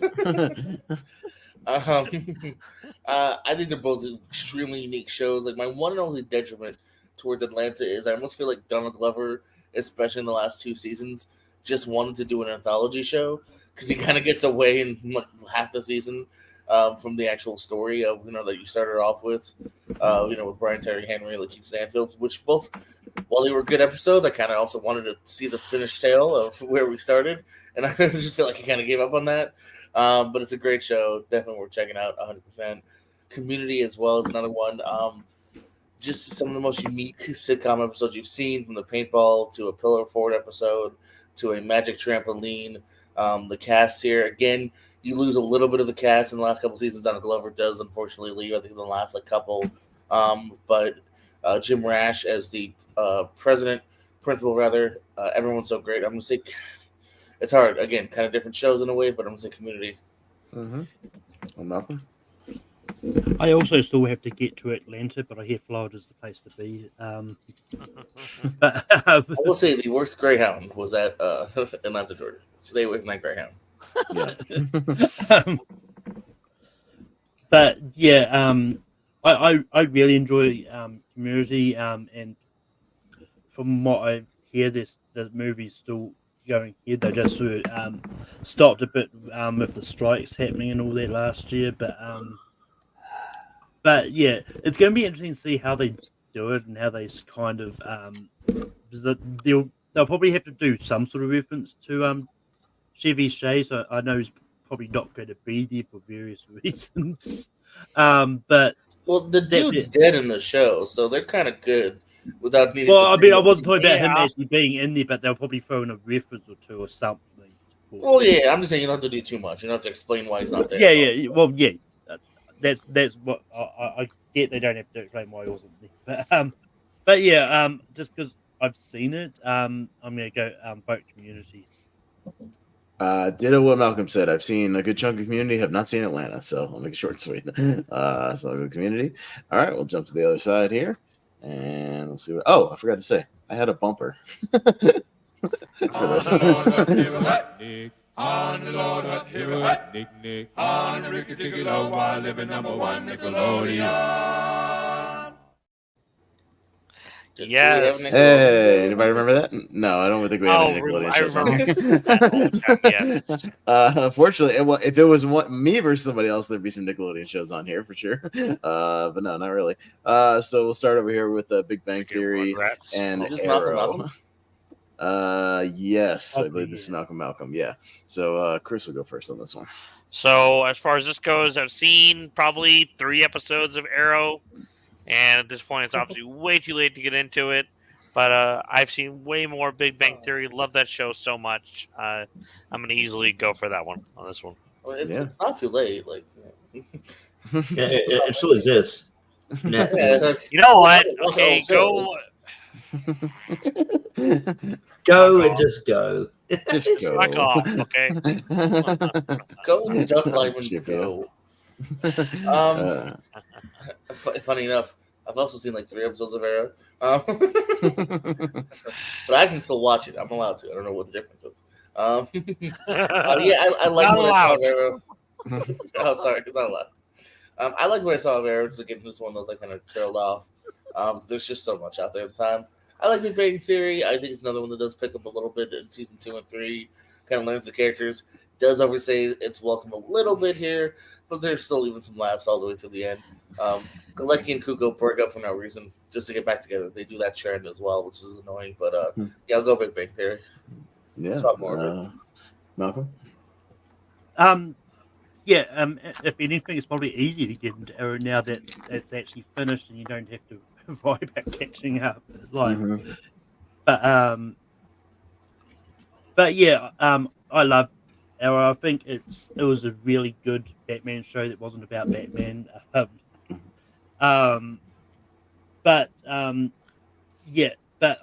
Big Bang Theory is definitely one of the sitcoms I watched a lot growing up. It was just one of those ones I really enjoyed, and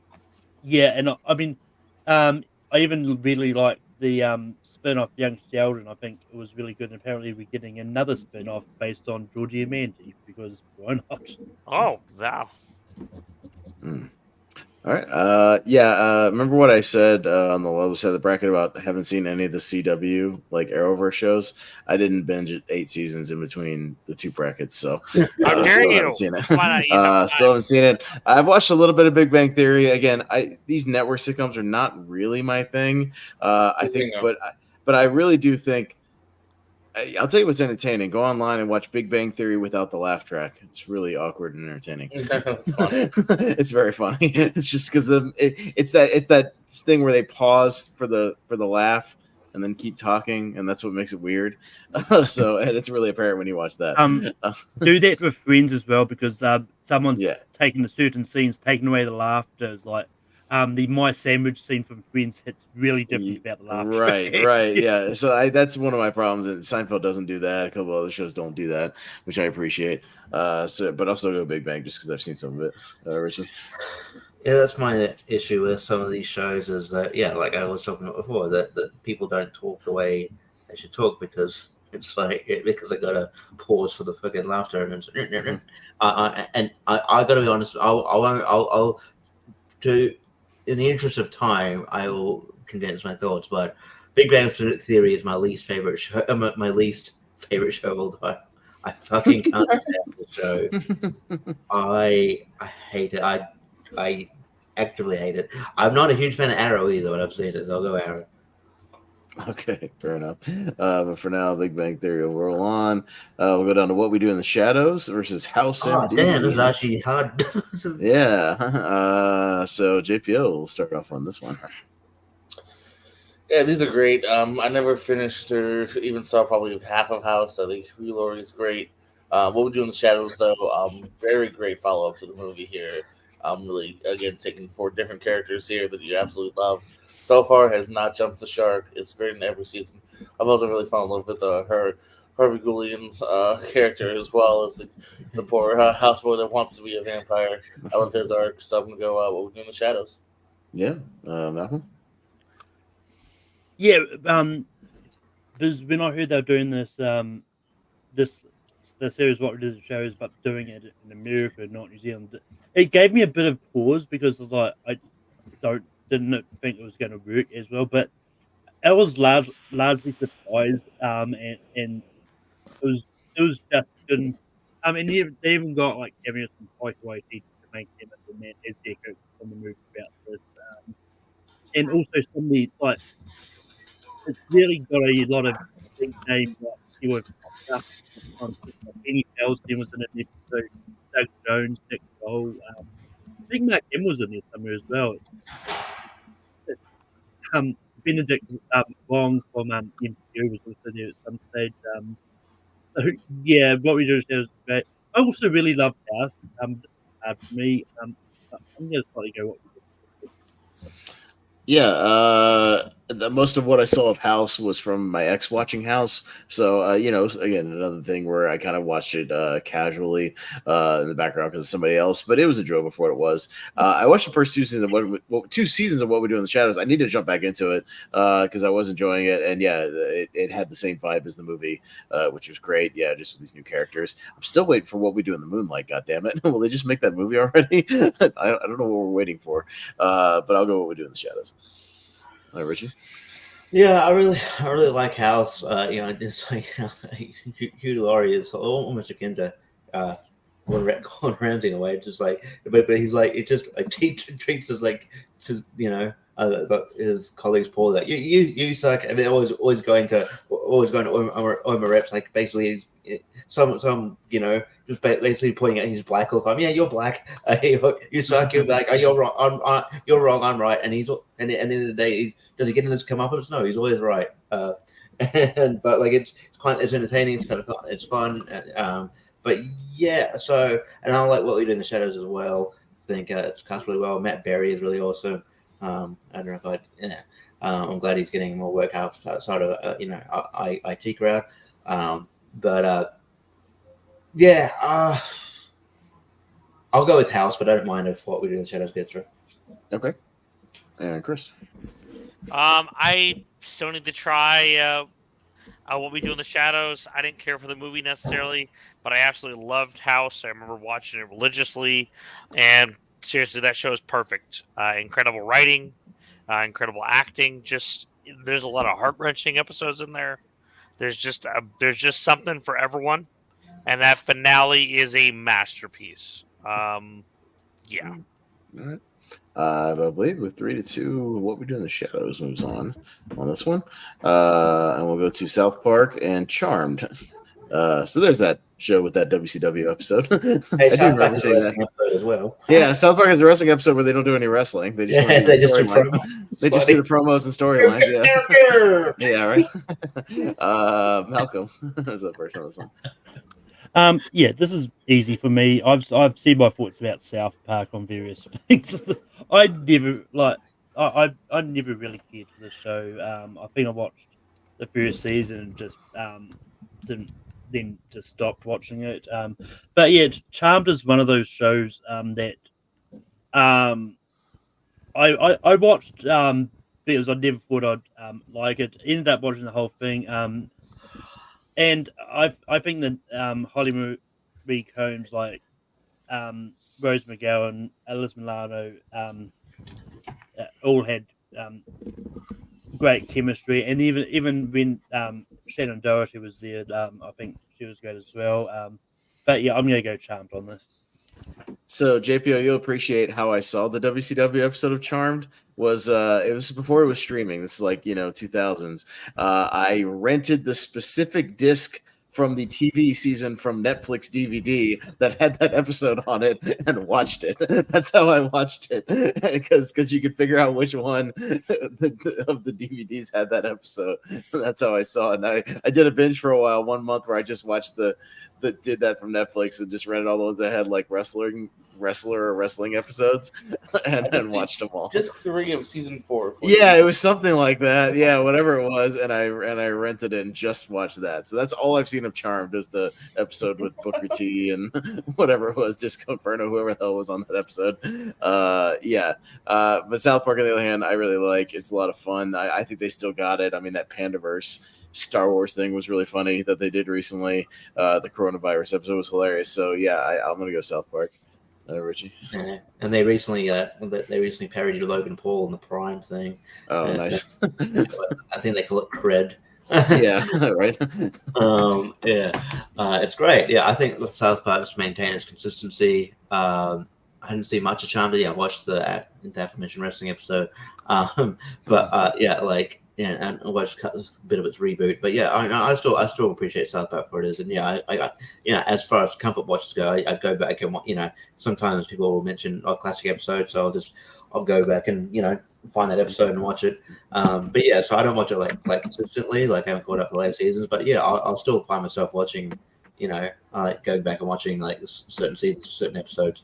Like the other day, for some reason I watched that. There's an episode where like Cartman like purposely tries to like rile up Wendy, and then it ends up being Wendy and Cartman have a fight. Wendy beats the shit out of him. It's fucking great. It's a great episode. So yeah, I love South Park. It's great writing. So yeah, that's my vote. And I know you're Jordan. You're watching. I know you're a Mormon, and I love you. But the Mormon episode of South Park is fucking hilarious. So, dum dum dum dum dum. Book of Mormon. Dum dum dum dum dum. No, it's really great. Chris. I really like Charmed. I was actually relate to it, and one of my coworkers recommended I watch it. I'm like, why? And then I watched it and ended up loving it. Like literally. Awesome writing, and I like South Park, and I think the COVID episode and other ones are great still, but I don't think everything they put out is solid. So probably for that reason, and probably your recency bias, I'm gonna go with Charmed. It's really good. Yeah, JPO. I like Charmed. Obviously, I'm a big Buffy Angel guy, so WB in the '90s, early 2000s. Was kind of my thing, so I did get into Charmed for a little bit here, but yeah, South Park I think is an all-timer here. Who I think do give credit to, every season, every special. Even if there's one or two that aren't as good, they're still usually pretty good, and then there's usually some bangers in them as well. So gotta give credit to South Park here. All right, sounds good. Did you watch Dawson's Creek as well? Were you a Dawson's Creek guy? I did. What's up with Paisley stealing Joey, man? If I was you, I'd have drowned his ass in the creek. I love Joshua Jackson as Paisley. I got Brooklyn Nine-Nine, which I think was on both their lists, and The Walking Dead. I know you.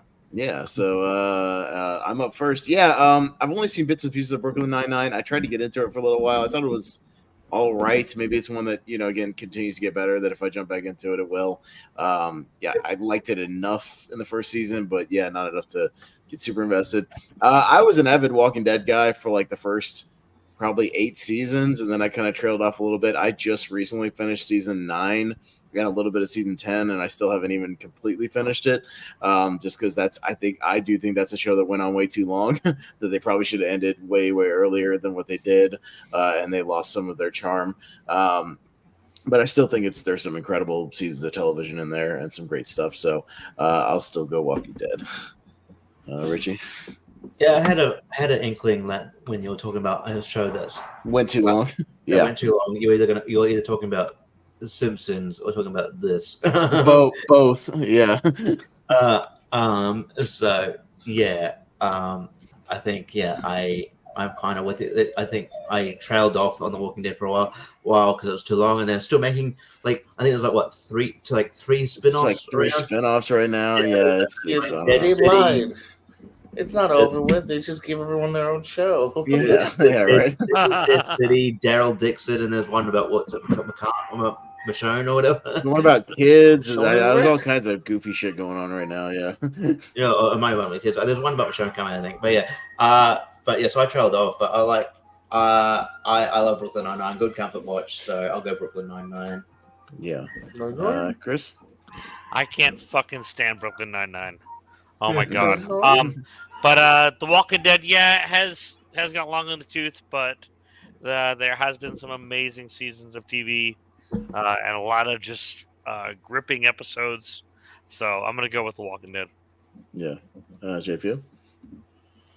Fuck, I honestly think this is the hardest one yet. I love Brooklyn Nine-Nine. It's another go-to, just feel good, laugh, have a good time kind of shows. The entire cast here, Joe Trujillo, Terry Crews, of course, R.I.P. to our captain, Andre Brower. Mm-hmm. But yeah, Walking Dead is another one where there's some tremendous moments here, but the lows are kind of low. It gets a bit repetitive. The highs are really high. I'll give them that. The highs are very high. Yeah, that's what I mean. Yeah. That's why it's a question here, because kind of like I said before with Lost, I feel the highs are high, and you can see the same thing with Walking Dead, where the highs are quite high. Fuck. I feel like I was gonna say Brooklyn, and you just debated me. Walking Dead. Okay, Malcolm. I believe 99 is the number of seasons Walking Dead has when you include all the spin-offs. I never got into The Walking Dead. It just wasn't something that I was interested in starting. Brooklyn Nine-Nine has always been a lot of fun for me. And it's really good, and it's one of those ones with the last season. I actually appreciate they kind of dealt in some real life thing with the whole stuff that was going off the police around that time as well, and interwoven some of that and that storyline as well. But I'm gonna go Brooklyn Nine-Nine.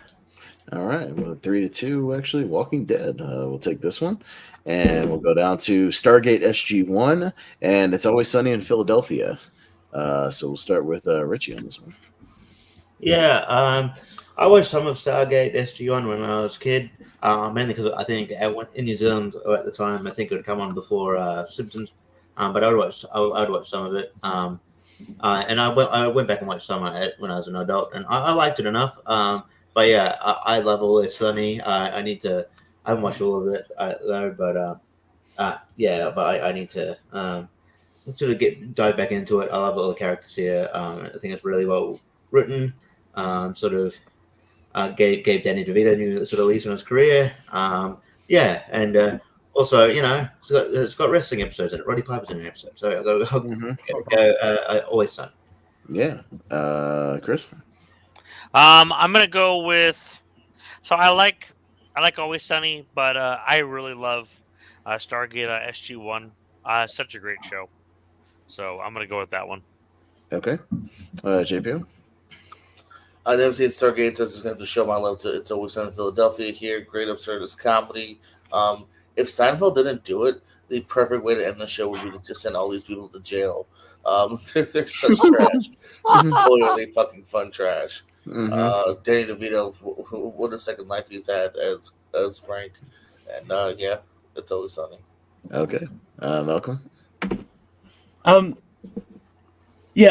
seen I think I've seen either half of the first season or I've seen the first season and half the second season of It's Always Sunny. It's been one of those shows I've been meaning to get back into in a bit. But yeah, but I love Stargate SG-1. It's like when it comes to sci-fi shows, like I like a lot of them, and it's one of those ones like Amazon Prime fooled me the other day into thinking that they'd put the seasons of SG-1 on there, which I hope they do eventually because they do own MGM because they put the original Kurt Russell movie on, and they put the two direct-to-video movies on there, which made me think, oh yeah, so by logic they put the series there as well, but they didn't. But I'm still going to vote Stargate SG-1. Yeah, I've only seen a tiny bit of Stargate SG-1 just because my buddy back in Jacksonville, Matt, was like a big Stargate SG-1 fan, so he would have it on. He had a couple of the box sets of the seasons and put it on occasionally. It was decent, but yeah, I've seen the first 9 or 10 seasons of It's Always Sunny. Really, really damn funny. I've trailed off a little bit. I need to get back on and see some of the more recent seasons. Another show that I don't think ever really got bad. It just stayed consistently funny. And side note, Glenn Howerton, completely unrecognizable and awesome in BlackBerry. Just saying. Yeah. And amazing. I love So, Jonathan, man. yeah, he's fantastic. But I'll go Sunny Philly. So there we go. Going down to Keenan and Kel. There's some Nickelodeon for you. And Star Trek: The Next Generation. So yeah, we'll start with Chris. Wow. I mean, I like Keenan and Kel, but I don't think it's one of the greatest shows ever made. It's all right. But yeah, Star Trek: The Next Generation is amazing. It is so damn good. I'm gonna have to go with that one. Easy vote for me. Sure. JPO. Yeah, I mean, who loves orange soda? Kel loves orange soda. Is it true? I do. But I also, who loves Star Trek: Next Generation? Me. Kel loves Star Trek: Next Generation. Is it true? Yeah. But no, I really did. I mean, there's a time where I was definitely considering myself more of a Star Trek guy / kid than a Star Wars kid because, again, growing up, Star Wars movies were kind of out of theaters by then. This is my first theater experience. Was first contact. I collected the figures. I had trading cards. I also think it's just a really, really well written show. I mean, I love kind of the lore, different concepts that come up within the show here. This is forever my captain and Jean-Luc Picard. So Star Trek. Yeah. Malcolm. Yeah, I never got into these Star Trek TV shows. One of these days, I intend to watch them, but then I don't keep putting it off too. But I do think Kenan and Kel is one of the greatest TV shows of all time. I think it's great, and it's wow. You make some bold claims, man. Yeah, that's bold. And you don't like South Park? I'll give you Malcolm's got balls. I'll give him that. That's a bold statement. Yeah. Look, it's one of the shows I grew up with as a kid, and it's just one of those ones that I really wish. I did too, but I like Alec Beck better. Hey, let him get his thoughts out. He's going to tell us why. It's fine. And it's just one of those ones like I just think they make a really good pairing. There's a reason like those two keep doing stuff together because they pair off really well together, and it really works. So I'm going to go Ken and Kel on this. Yeah, don't get me wrong. I've seen all of Kenan and Kel. I watched it when it was on. I was kind of the right age for it. I do enjoy it. But you go back and watch it, and it's kind of like every episode's almost exactly the same. It's like Kenan has some harebrained idea to make a bunch of money, and Kel finds a way to screw it up. That's kind of every episode. Rinse and repeat for 4 seasons. That's kind of in the theme song. Yeah, it's like it kind of is what it is. I mean, I appreciate the cat. Ken Faree from Dawn of the Dead is the dad. That's fun. Yeah. Yeah. So I mean, I appreciate it. I that and all that. Like I still watch occasionally. But man, TNG is Star Trek TNG is my jam. I literally grew up watching it. Like me and my neighbor, a friend of mine, like we watched it all the time. Went right into syndication, kept watching it. It's definitely my favorite version of Star Trek. It's a comfort show. I could put this on and just watch it and just be with these characters and just hang out with them. And I love it. So yeah, I got to go Star Trek. Richie. I thought Jordan was going to say, "Who loves orange soda?" Picard likes orange soda. No. Yeah, like I love Kenan and Kel. I'll just vote Kenan and Kel because I haven't seen much of Star Trek in Next Generation. But yeah, I mean, yeah, it's probably all the same. But yeah, it's probably nostalgia calling. I reckon probably Kenan and Kel probably work together, still work together now because Kel needs work. And he gets work is because he's when he's with Keenan. But yeah, I do. It's weird. I thought Kel would get more work after Keenan Kel because he was very charismatic. But yeah, I did really like this. Like that, I was a huge Nickelodeon fan back in the day. Yeah, and I was a huge fan of all that as well. But yeah, I'll go Keenan and Kel. But anyway. Malcolm and I may or may not be working on an all that recurring character tournament. We'll just put that up there. That's awesome. Did Keenan and Kel win? No, I mean recurring characters. Yeah. I mean, did Keenan and Kel win? I didn't realize Keenan and Kel beat Star Trek. Oh no, I'm sorry, Star Trek 1. You got me talking about Keenan and Kel. God damn it! Damn it, Richie! Why did you put that out? Yeah, well, Jesus Christ. Yeah, I would have picked that. Arrested Development and The Flash, more CW Arrowverse, JPO. Oh, what? JPO? This is your tournament. Did you really fall asleep, sir? Yeah, during your tournament. No, I was testing you guys. Flash, yeah, same thing with there. Arrested Development, I love it. Arrested Development. Malcolm. Yeah, I think I've watched a bit of bits and pieces of Arrested Development. I've never really sort of got into it. Had some good moments, but Flash is one of those shows I've consistently stayed with to the very end, and I've just been a big fan of it. And yeah, so The Flash. Still haven't binged any of the CW shows since we last talked about them. Even then, I've only seen bits and pieces of Arrested Development, but it's been okay. I wasn't over the moon with what I saw, but I thought it was all right enough. So I'll go with Arrested Development. Richie.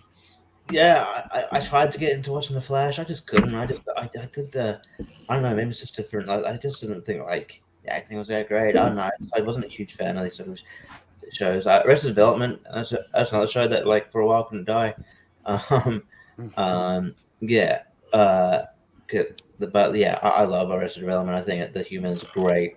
Yeah, and yeah, like sort of made Jason Bateman like a sort of had a resurgence in his career. And yeah, all the more for it because he's one of my favorite actors. So I'll go Arrested Development for sure. It's a great show.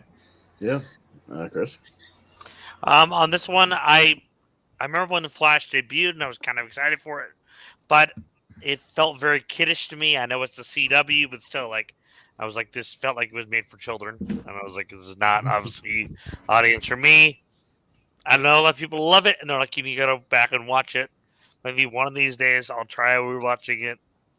But yeah, I was kind of late to Arrested Development, but I gave it a try, and I love it. I think it's a great show. All right. Arrested Development, and we'll go to Superstore and The King of Queens. I believe these are both JPO shows. But we'll start with Malcolm. Yeah, I think I've seen King of Queens once. At least I think I've seen 1 or 2 episodes of it. I just don't remember. But Superstore is actually a show of JPOs I've actually watched.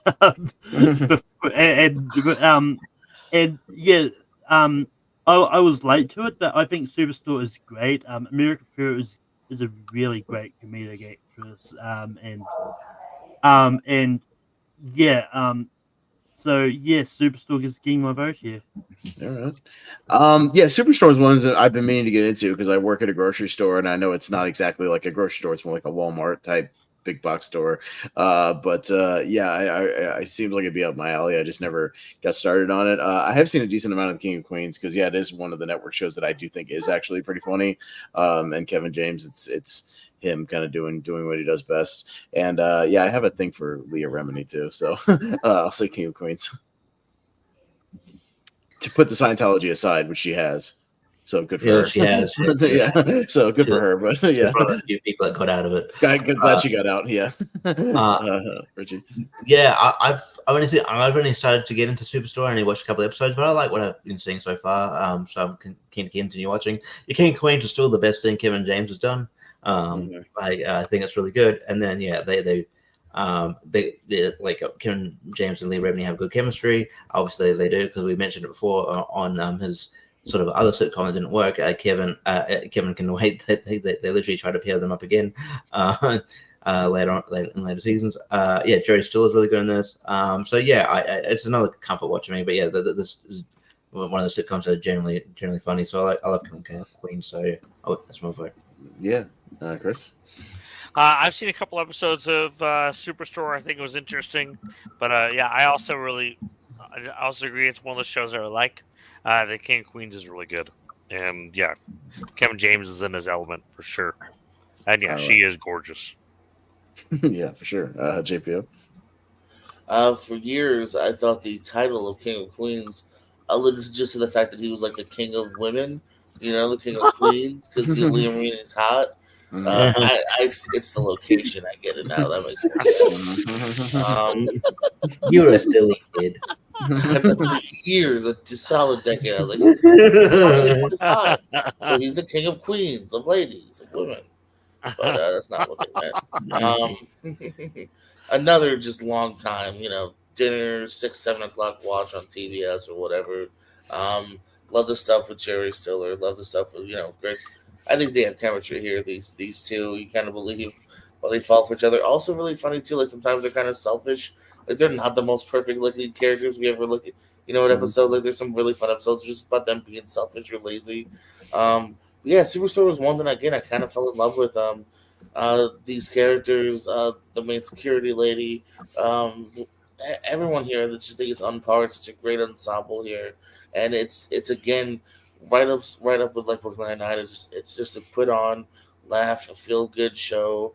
Something I've binged a couple times now. So super close. I think it doesn't matter. So I'm gonna go King of Queens as well.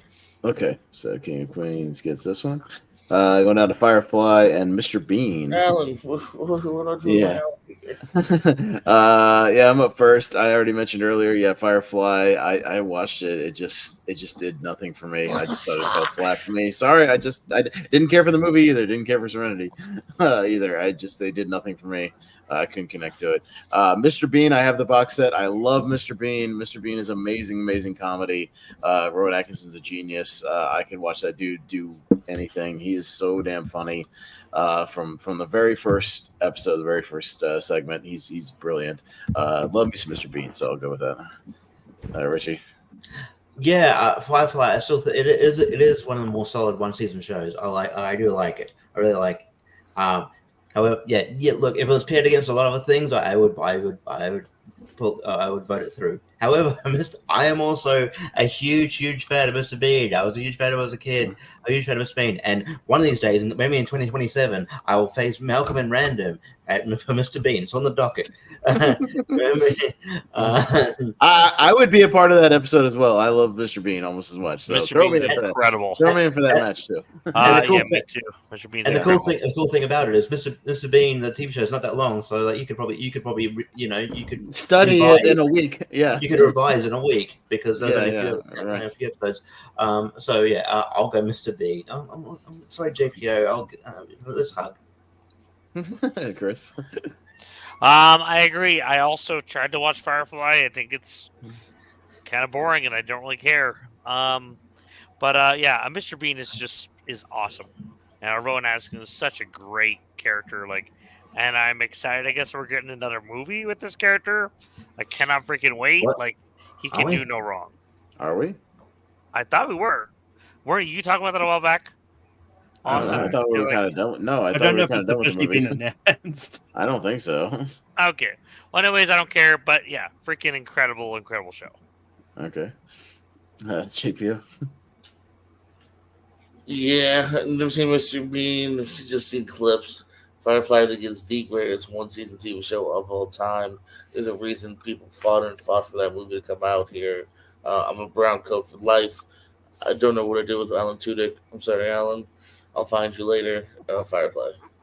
All right. Malcolm. Freaks and Geeks is the greatest one season TV show ever. Yes. I also never got into Firefly. I just didn't get the love for it.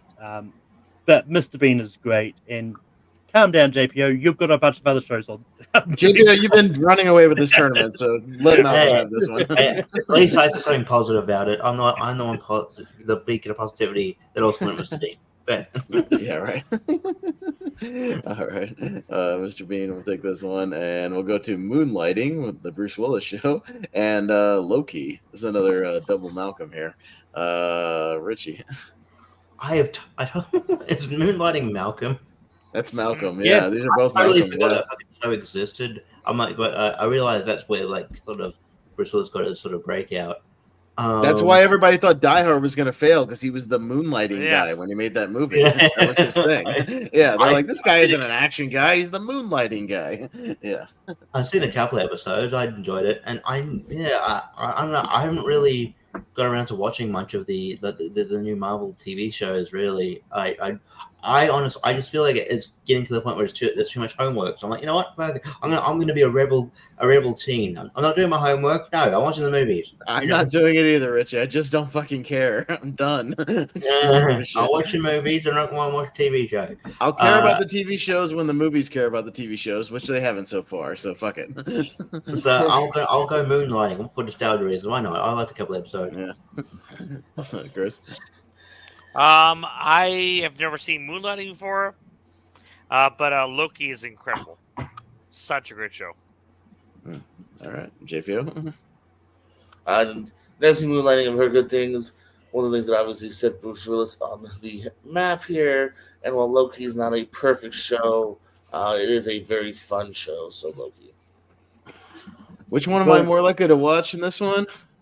I'll tell you after Malcolm goes.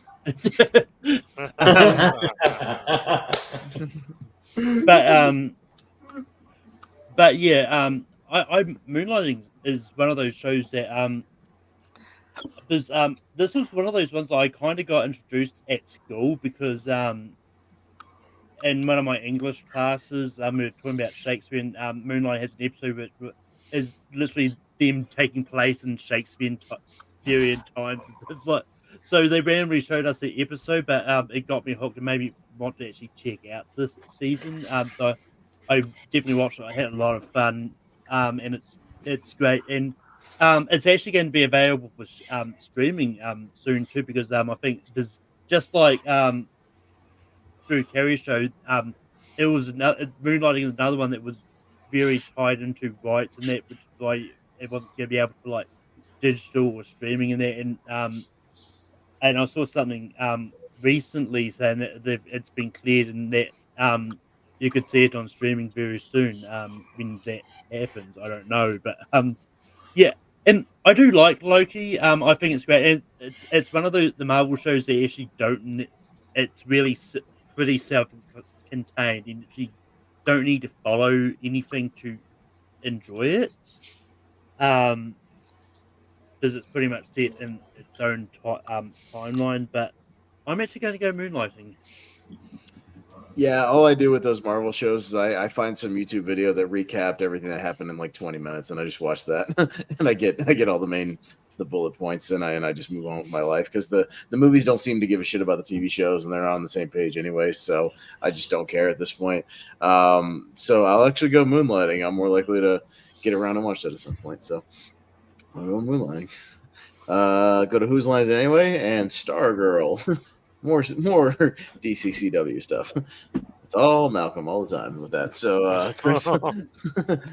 I'm gonna go with Whose Line Is It Anyway? Such an amazing show. Mm-hmm. JPO. Let's see here. Yeah, I mentioned before, never saw Stargirl. I do have a lot of love for Whose Line Is It Anyway. A lot of credit goes to these guys and girls that can just kind of do it on top of their head. So, yeah, Whose Line Is It Anyway? Yeah, Malcolm.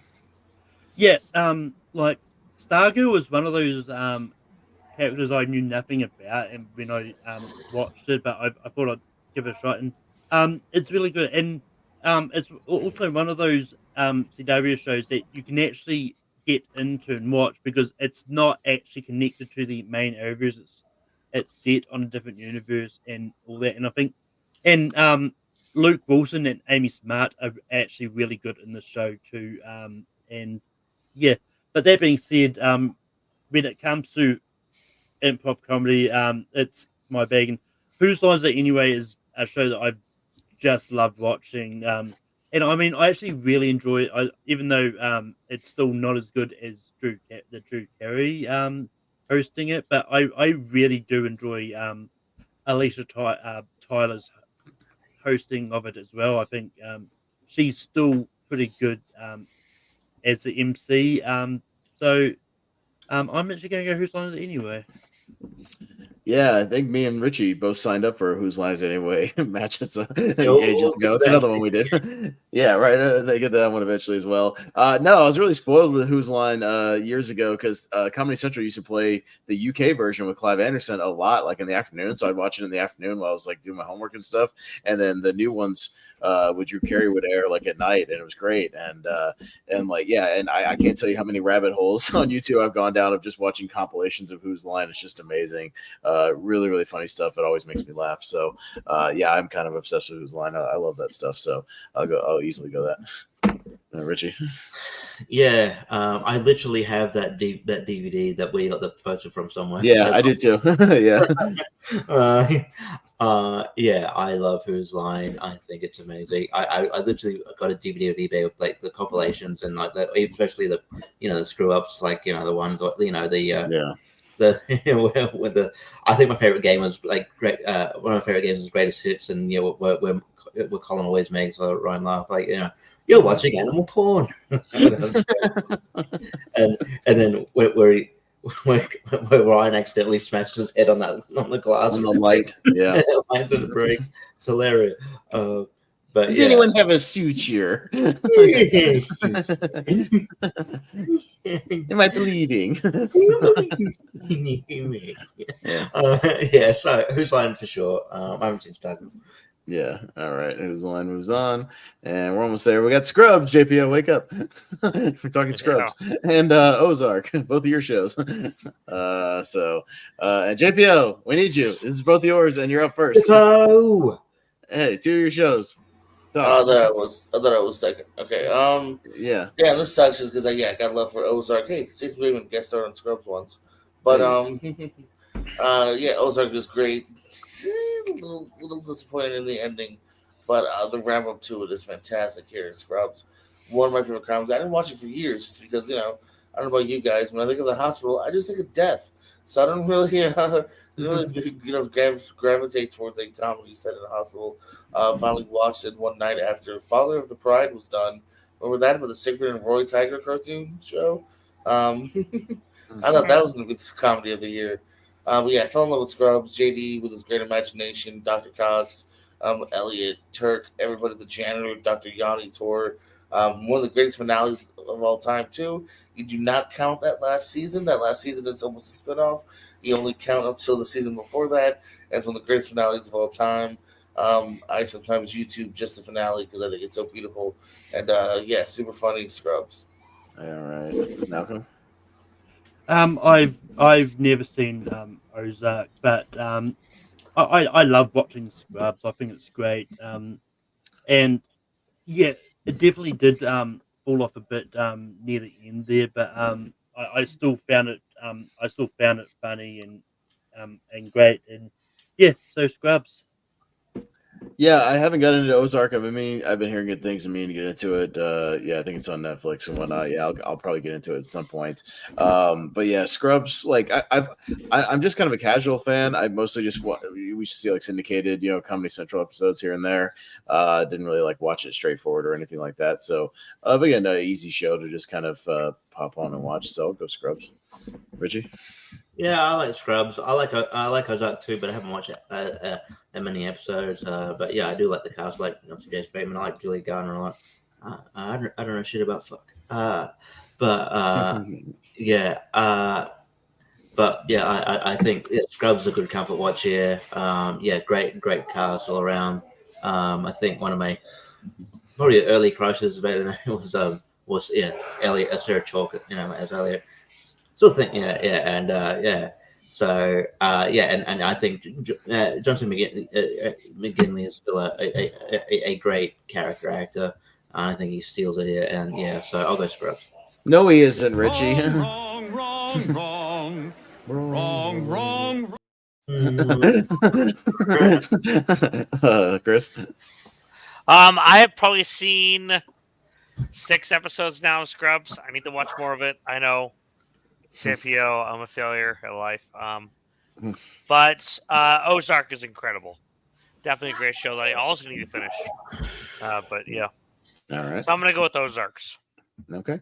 Or Ozark. Scrubs, Scrubs will move on this one. Got the Twilight Zone, OG, and Better Call Saul. Tough one, Malcolm. Yeah, I've never seen either of these shows. I've heard a lot about Better Call Saul. I think it's a spin-off of something I've also not seen. But something that we haven't seen in this tournament yet either, which we will. But yeah, I've actually seen the Jordan Peele Twilight Zone. So I'm somewhat familiar with the concept. So because of that, I'm going to vote the Twilight Zone.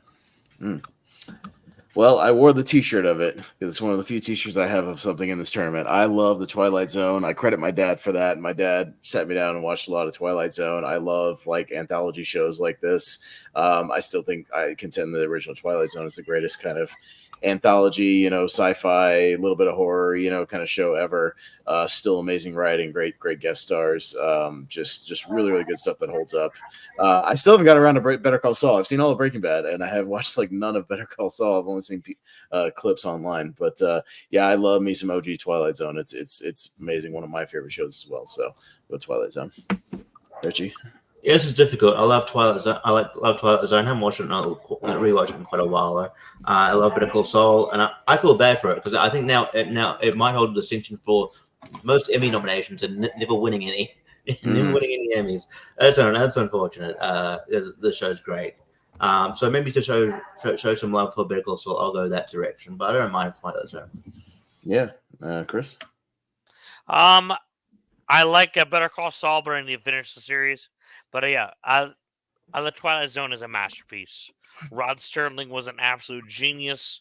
It still blows my mind that there are actual like you can actually go back and hear him dictating his stories into a tape while he chain smokes, like his daughter used to talk about her dad doing.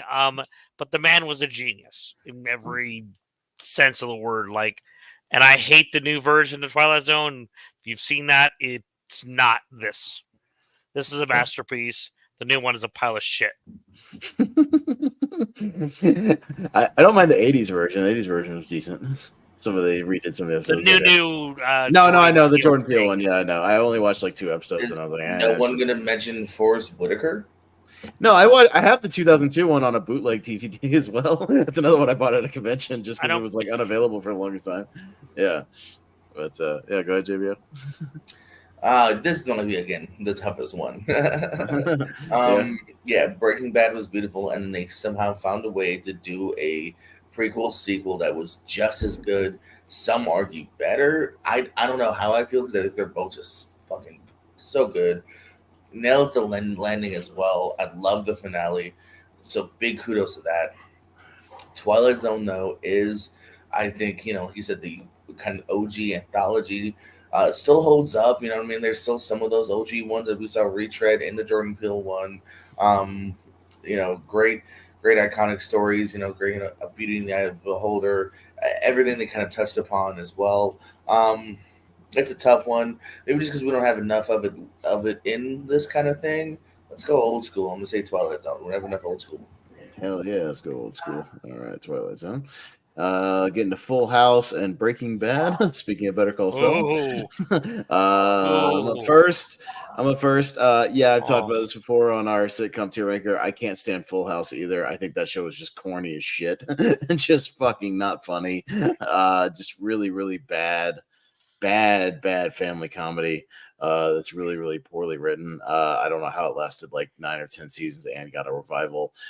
Breaking Bad, on the other hand, had 5 seasons, 5 masterful seasons, knew when to end it, knew when to wrap it up. And yeah, just some of the best television I think ever. I think that second to last episode, the one that Ryan Johnson directed, maybe the greatest episode of television I've ever seen. Pretty damn good. So yeah, I'll go Breaking Bad. Richie? Yeah, I mean, I have like some nostalgia for Full House, but it is interesting that like you wouldn't think the career trajectory of Bob Saget would take, he'd be, hey, he'd be the TV dad, considering like his comedy is so filthy, and like it's if you have seen The Aristocrats, but yeah, talking, but yeah, Breaking Bad is one of my favorite shows of all time as well. I literally used to have like the theme song as my text tone. It's just I love everything about it. I think it's a remarkable feat in television. Again, sort of like the Office in a way. I think this was a show. Even though the first season was great, it struggled in the ratings, and then it just picked up good word of mouth and got real, and then started just took off from there, and it's amazing. I became a bigger fan of Bryan Cranston. It's a phenomenal show. So Breaking Bad. Yeah, Chris. I like Full House, but Breaking Bad is a masterpiece in every single way. I will never forget meeting Aaron Paul. I have a hat signed by him that's sitting behind me on the bookshelf. Seriously, it was freaking incredible to see the second. Well, did he call you a bitch? No, that would have been amazing. I would have paid him to call me a bitch. Yeah, but seriously, one of the nicest human beings. But freaking phenomenal show. Yeah. And El Dorado was an amazing movie too. JPO? When you think of one of the most tense, well-written male leads of all time, you think Full House. No, you think absolutely. Full House is fine. It's another one I kind of grew up with, but at the same time, yeah, it's nothing I've ever gone back to. I had zero interest in the revival. I think maybe I tried watching the first episode and it was like, all right, cool. But yeah, Breaking Bad is 100% up my alley. This makes the last matchup really easy now that I know Breaking Bad will get through. So Breaking Bad. All right, because we would have had the Breaking Bad match. We had it, yeah, but it didn't go through. Malcolm? I don't mind the other one not going through now. Yeah, right. I haven't seen Breaking Bad. It's another one of those shows I've been sort of mean to get to, but I think it's criminal in some parts. I'm just saying,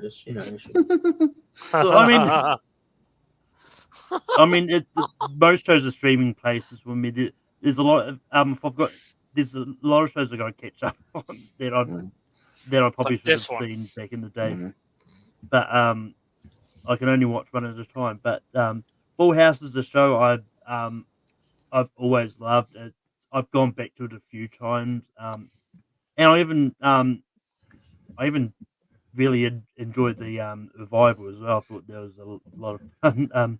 Once again, another one of those shows on my list that have a behind the scenes podcast with the cast actually talking about the show. Full House actually has 2, but yeah, I'm going to go Full House here. Okay. Breaking Bad moves on. Go down to in this day and age, every show has that pretty much, man. Yeah, right. There's a Boy Meets World one. There's a Sunny in Philadelphia one. There's an Office. Yeah, they all do that now. It's like the trendy thing. SNL and Sabrina the Teenage Witch. Can you guess which one is Malcolm's? Richie.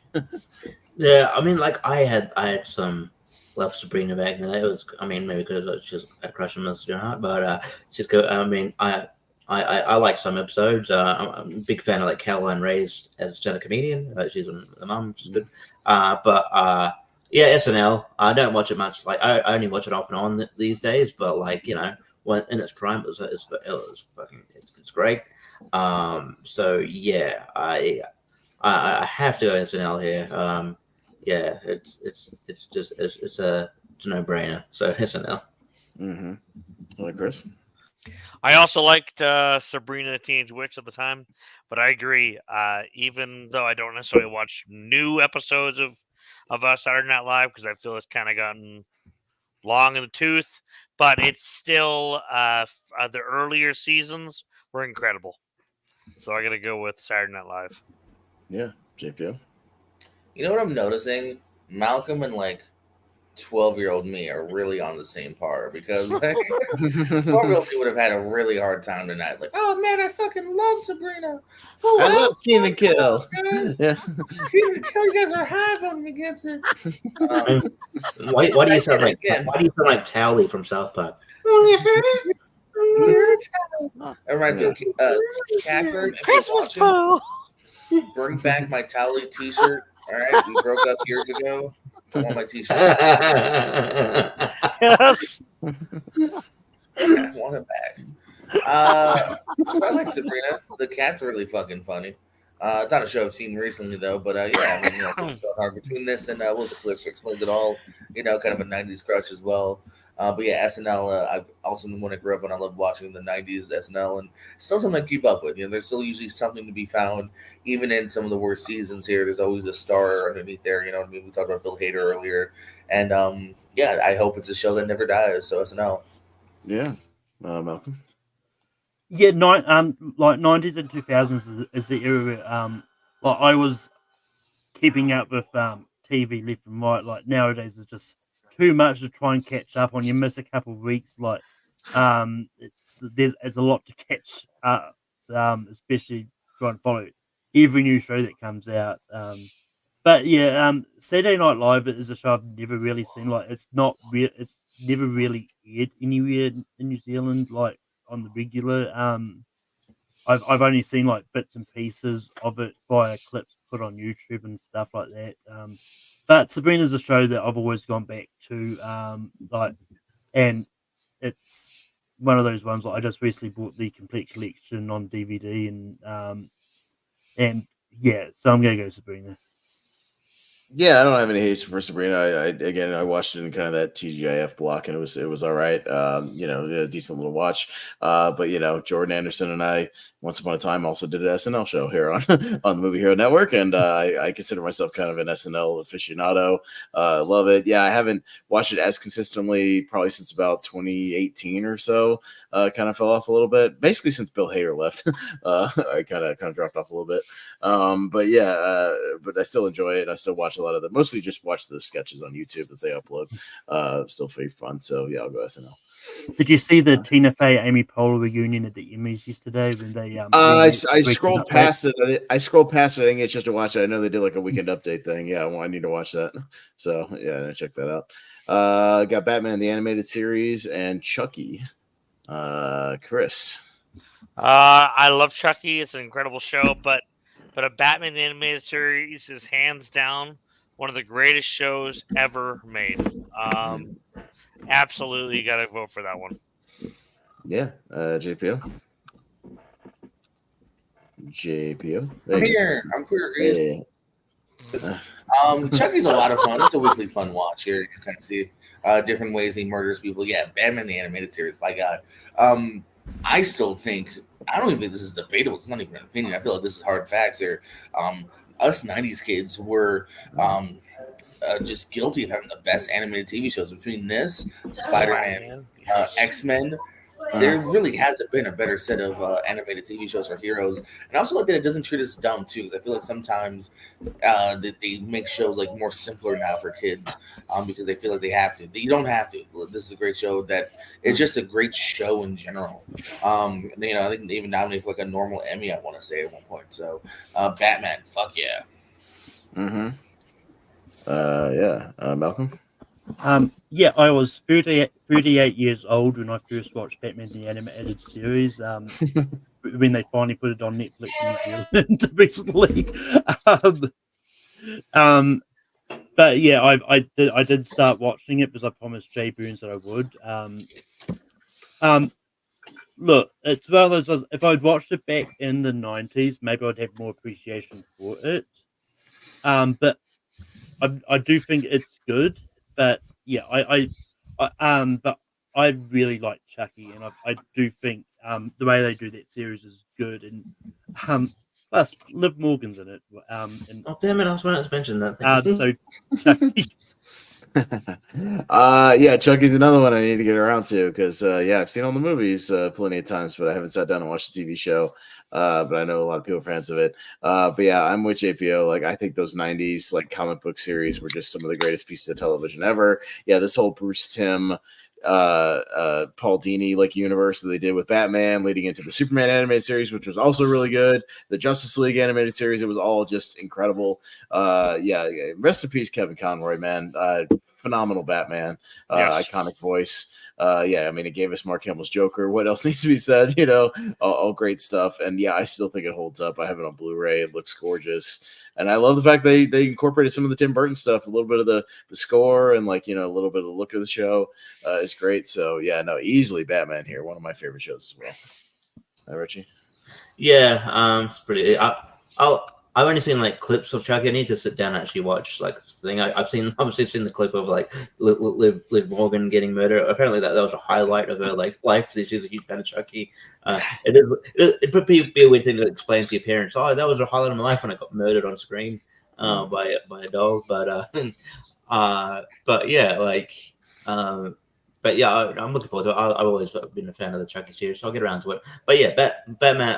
I'm just echoing people's thoughts here. But Batman the Animated Series is great. Yeah, you sort of live in an era where Batman, Spider-Man, X-Men. I watched all that stuff and it was amazing. So yeah, Batman. Mm-hmm. All right, there we go. So Batman, and there we go. So let's hit to the speed round. While I'm scrolling back up, I'll just play you guys this while I scroll back to the front, and then we'll do the round. Look at this. Look. What the fuck is this? Louis. Yes, sir. Fuck off back there. Get out. Yes. Get fucked. Pile of shit. Hey. Get upstairs. Get your bags packed. Can I help? Can I help in the kitchen? You can help me. Get out.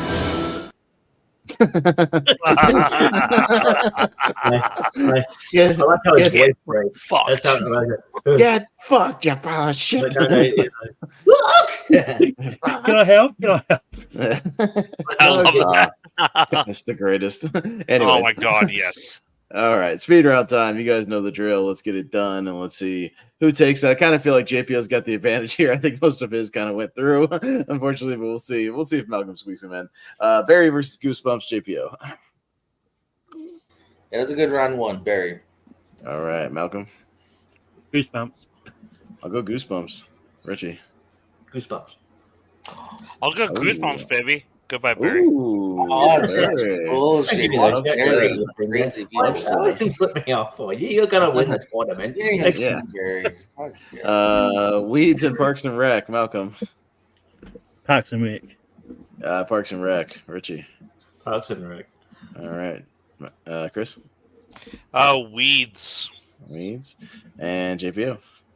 Parks and Rec. Parks and Rec. Moving on. Those weeds. Seinfeld and Hell's Kitchen. Me, Seinfeld, but I love Hell's Kitchen. Richie. Hell's Kitchen. Okay. Hell's Kitchen. JPO. Shit. Seinfeld. And Malcolm. Oh my god. Hell's Kitchen. Are you fucking kidding me? I didn't expect it to look Wow, like I it. did not expect that. That is an upset. Oh, That is an shit. upset. Wow. Wow.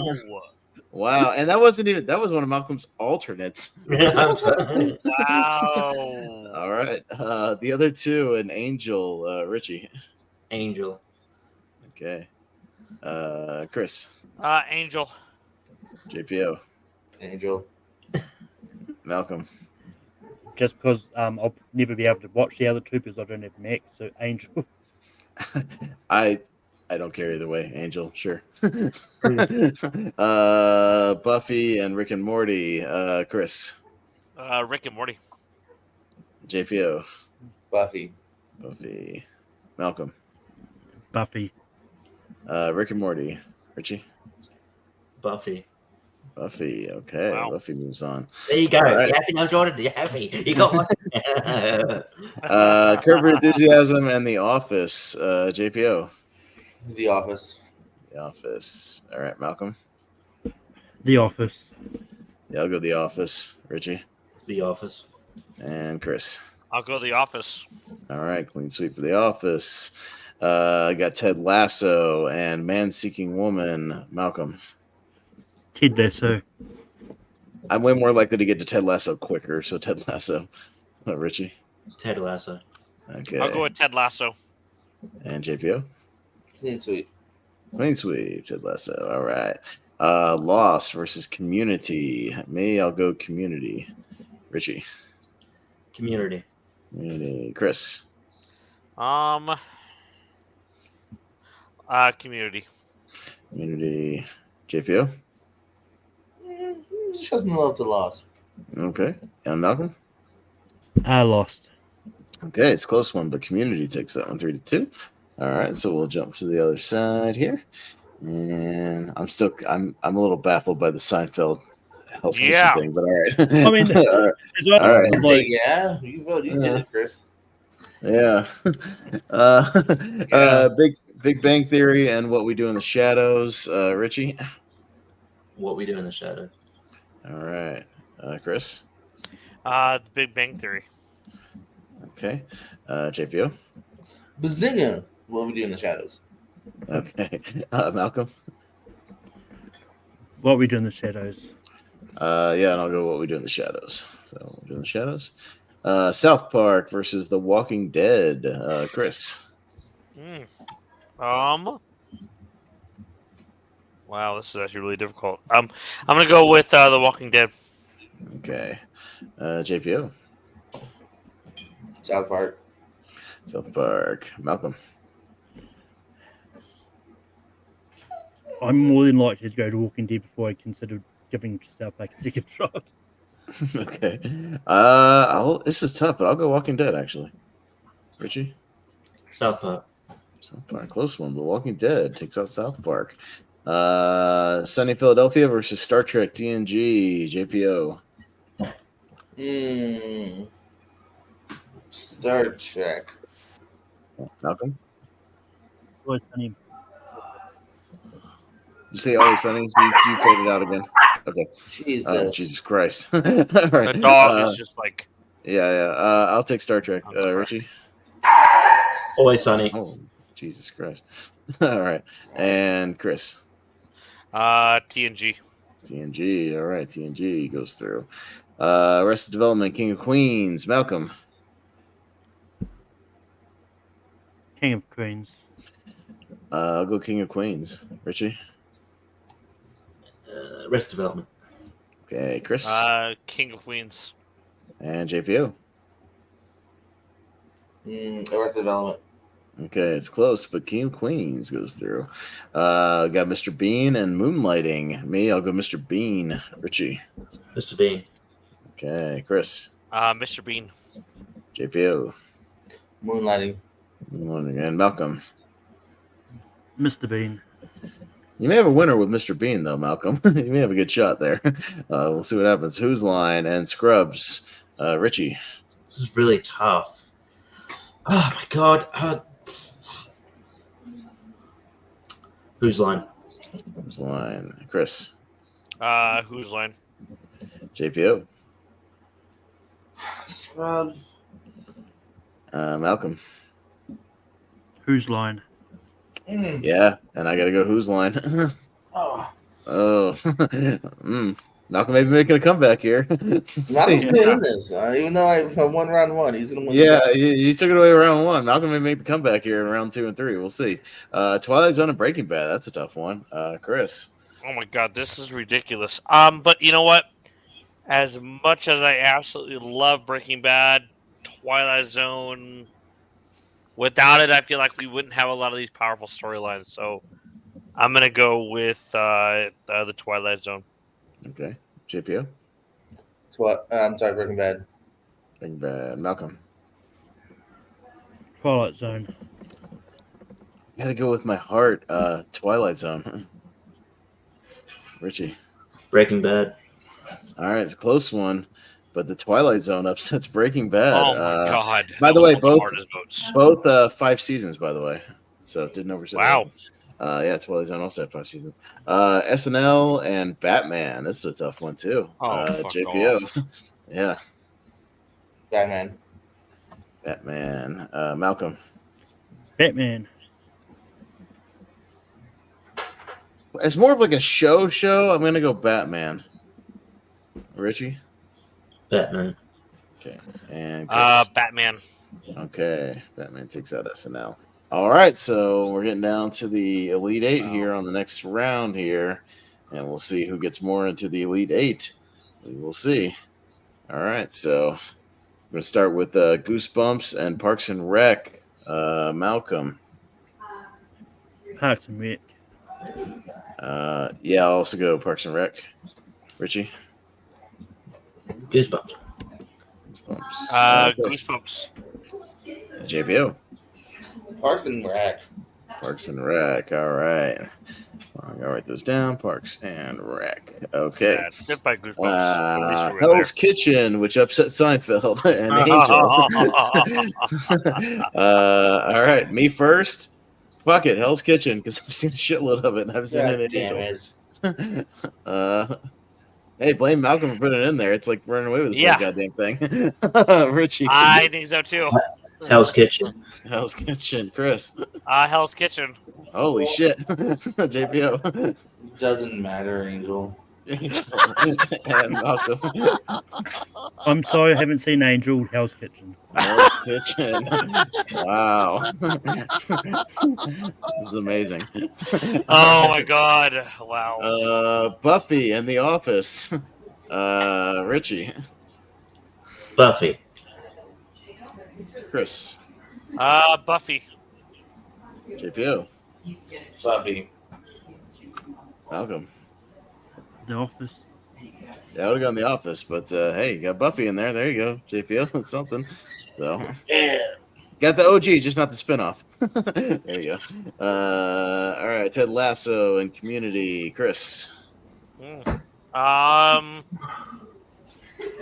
Even though I've seen less seasons of Ted Lasso, it's a little more intriguing to me, a little more character development. I'm going to go with Ted Lasso. Okay. JPO? Ted Lasso. Malcolm. This is actually tough. I'm going to slightly go Community. I've seen it, so Community. Richie. Community. Community takes out Lasso. All right. Community. Okay. All right, on to the other side. We've got What We Do in the Shadows and The Walking Dead. JPO. I don't know. What We Do in the Shadows. Okay. Malcolm?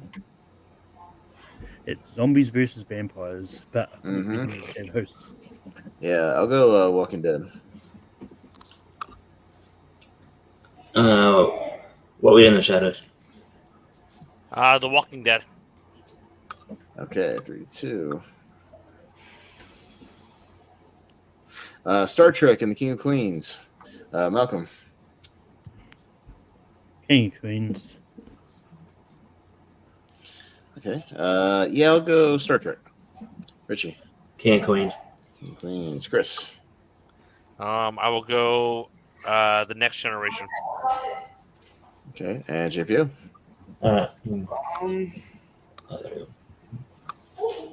Star Trek. Star Trek. All right. Star Trek into there. Star Trek. Okay. And going down to Mr. Bean and Whose Line. Me, that's a tough one. I'll go Whose Line. Richie. Whose Line? Whose Line. Chris. Whose Line? JPO. Whose Line? All right. And Malcolm. I would have gone Mr. Bean. Fair enough. Whose Line goes on? Whose Line? Okay. And Twilight Zone and Batman. Oh my Richie. god! Fuck Man, off. yeah, all right. Oh, this is bullshit. Sorry. Chris. Oh. Seriously. Okay, Batman. All right. I can't vote against that one. JPO. Twilight Zone. Twilight Zone. Malcolm. Batman. And I would have got Twilight Zone. Damn. I thought we were going to get the classic in there. That was the only chance. But Batman moves on. I'm not mad about Batman. I love it. All right. So, on up. here. I missed one. What we do in the shadows. There it is. What we do. So as of right now, I've got Star Trek, which was JPO's. I've got Who's Line, which was Malcolm's. I've got Batman, which was JPO's. I've got What We Do in the Shadows, which was both, I believe. So one crossover. Parks and Rec, was that both? I think I had it as well. Yeah, that was both. Hell's Kitchen, which was Malcolm. Buffy, which was JPO, and Community, which was JPO. So pretty evenly split there. All right. So, all right. Getting down to the finals here. We got Parks and Recreation versus Hell's Kitchen. Hanging in there. Chris. Hell's Kitchen. Okay. All right. JPO. Parks and Rec. Malcolm. Parks and Rec. Parks and Rec. Richie. This will be my last vote, so I really got to go. I know we're at the end, but I'll go Parks and Rec. Okay. All right. There we go. Buffy and Community. JPO. Buffy. Buffy. Malcolm. Community. Community. She's still here, so. I'll go after this one. Buffy. Buffy. Okay. Chris. Buffy. All right. Buffy hangs on. All right. And we'll go over to What We Do in the Shadows and Star Trek. Malcolm. What We Do in the Shadows. Okay. Chris. TNG. All right. Yeah. I will. Let's see. Malcolm or JP? Excuse me. Sorry, I'm all out of order now. Richie left. What We Do in the Shadows. And Malcolm. Didn't I start that off? Oh, wait a minute. I'm all out of whack here. Sorry. And then Jordan just did a stupid call and he hit the wrong button. Now I'm distracted. I'm sorry. Start over again. Malcolm, where are you going again? I'm sorry. What We Do in the Shadows. I got people blowing up my phone and shit too. I'm sorry. What We Do in the Shadows. I said Star Trek. Chris said. I said Star Trek. Star Trek at JPO. What We Do in the Shadows. What We Do in the Shadows. Okay, so it's a tie. So we'll start with Chris down the tiebreakers. Chris. Star Trek. Star Trek. Okay. Whose Line? Batman. Me. Shit. God damn it. Batman. Chris. Batman. Okay. JPO. Batman. And Malcolm. Whose line is it anyway? All right, so we got Batman going through. Final four. God, Parks and Rec and Buffy on the left. Yeah. So we got to start with Chris on this one. Buffy. Buffy. JPO. Buffy. Buffy. Malcolm. Parks and Rec. And I'll go Parks and Rec and tie it up, but it goes to Buffy. JPO. Oh, JPO gets the Buffy into the finals. All right, we'll go to JPO first for Star Trek and Batman. Oh my God. Yeah, Jesus. Off. Yeah, right. Wow, I want a Buffy v Batman finale. Jesus Christ. Okay, Malcolm. Batman. I'll go TNG. Chris. Batman. Okay, so we got Batman versus Buffy. Oh my God! Fuck off. B and B. All right, here we go. For the One's finals. Vampire, the other's Vampire Bat. That's right. So it starts out with Malcolm. Buffy. Buffy. I'll go Batman. Chris. I'll go Batman. And JPO. Buffy. Sorry, JPO. I haven't seen Buffy. Batman wins. Oh my God! I thought Malcolm was the next, but I thought Malcolm was the tiebreaker. Oh, is he? Is he really? Oh, that's right. He Yeah. is. Sorry. Malcolm, you got it? Buffy wins. There you go. What? You say it's gonna screw Buffy? What? Trying to fuck Buffy over. Never seen it. It's Batman. It's Batman. Like, it should But be it's Batman. not. Look at it. It's not. I mean, I've only seen parts of the first seasons of both, and I'm liking more of what I'm seeing on Buffy than what I've. Yeah, there you go. I'm not that All right. disappointed. They're both really good. I'm just glad that Batman made it like to the end, man. Mhm. So Dude, does- that was so a does- good battle, JPO. So does Buffy go to the 200 Minnesota? But weren't those both Yeah. yours though? Weren't? Yeah, you got both. No, Of Those them. are no, both both both JPOs. Yes. Yeah. I was hoping it was going to go Parks and Rec because at least At least that would have been both of y'all's. Yeah, yeah. And, but Malcolm came close with the Who's Line Wow. and Mr. Bean Yeah, it was and a looking couple like of you those. were gonna. Yeah, you pull were the upset Malcolm. there. Like, Even oh my Hell's God. I have a Kitchen. question. Hanging on. Yeah. You know how we always have to watch the winner? Do I have to watch all 7 seasons now? Yes, now you have Yep. to rewatch all 7 seasons. Yeah, no Because you pressure. won. All right, so Yeah. let me know when you're done. Yeah. All right, keep us posted in the group. So all right. I just want to say, Austin, I don't know how I've never been part of one of these verses, but like, it's freaking intense because you don't know which movie is whose. Obviously, I didn't necessarily know that. You knew that obviously going into this, but yeah, it's exciting. Yeah. All right. Yeah. So let's wrap things up here. Buffy the Vampire Slayer takes it, but it's pretty even in that Elite Eight. But yeah, it was interesting to talk a little TV tonight and get a little something different. Obviously, there's a lot of great television out there, a lot of cinematic television. We're definitely in a golden age right now, for sure. And also with the availability of everything, it's easier to consume TV than ever. So, but yeah, it was a good time tonight. So yeah, we'll just do some really quick plugs and we'll get out of here. So, Chris, anything you want to plug? I think right now, probably my TikTok. Me and my buddy Travis are in the middle of working on the Piracy, which I kind of told you about, and doing more and more movie reviews. I just watched the movie Lift with Kevin Hart, and that one surprised the hell out of me. That was really good. So if you haven't seen that yet on Netflix, check it out. But that's kind of off the top of my head what I can think of. I really want to plug right now. But I'm glad I was able to be on here. Yeah, for sure. JPO. First, I want to shout out Brian Nussbaum, Dan Skip Allen, and Brian Michaels, who all thought they were on tonight's episode. And apparently Wolfman and Zach Shelton and 800 other people that apparently all thought, even though we have limited availability, all thought there was going to be a 14-person panel apparently on this show. I apologize to the dozen people that weren't on the show. Yeah, okay. That were waiting for the link to drop. And Brian Yeah. Michaels just messaged me. Was like, "Well, I guess I'm not getting the link anytime soon." Jordan Anderson, how many people did you tell we're going to be on the show? Yeah. We can't have everybody on the damn show. I don't know how many people you told that we're going to be on the show, but I can only have so many people. But okay. We're at least 10 from my count, 10, 11. Yeah. But yes, thanks for those that were on the show. Thanks for those that thought they were on the show. Follow me over at the Pierce Co. We have fun over there. Some movie trivia. You'll see some several faces from here popping up over there, as well as countdowns. We're doing more TV stuff tomorrow. Me and Brendan Cohen are going to talk our 10 favorite shows of last year. Will we talk more Barry?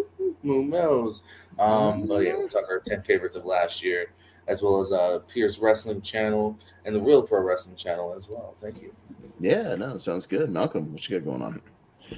I'm curious about what would have run had JPO did put WWE War or SmackDown and stuff like that on.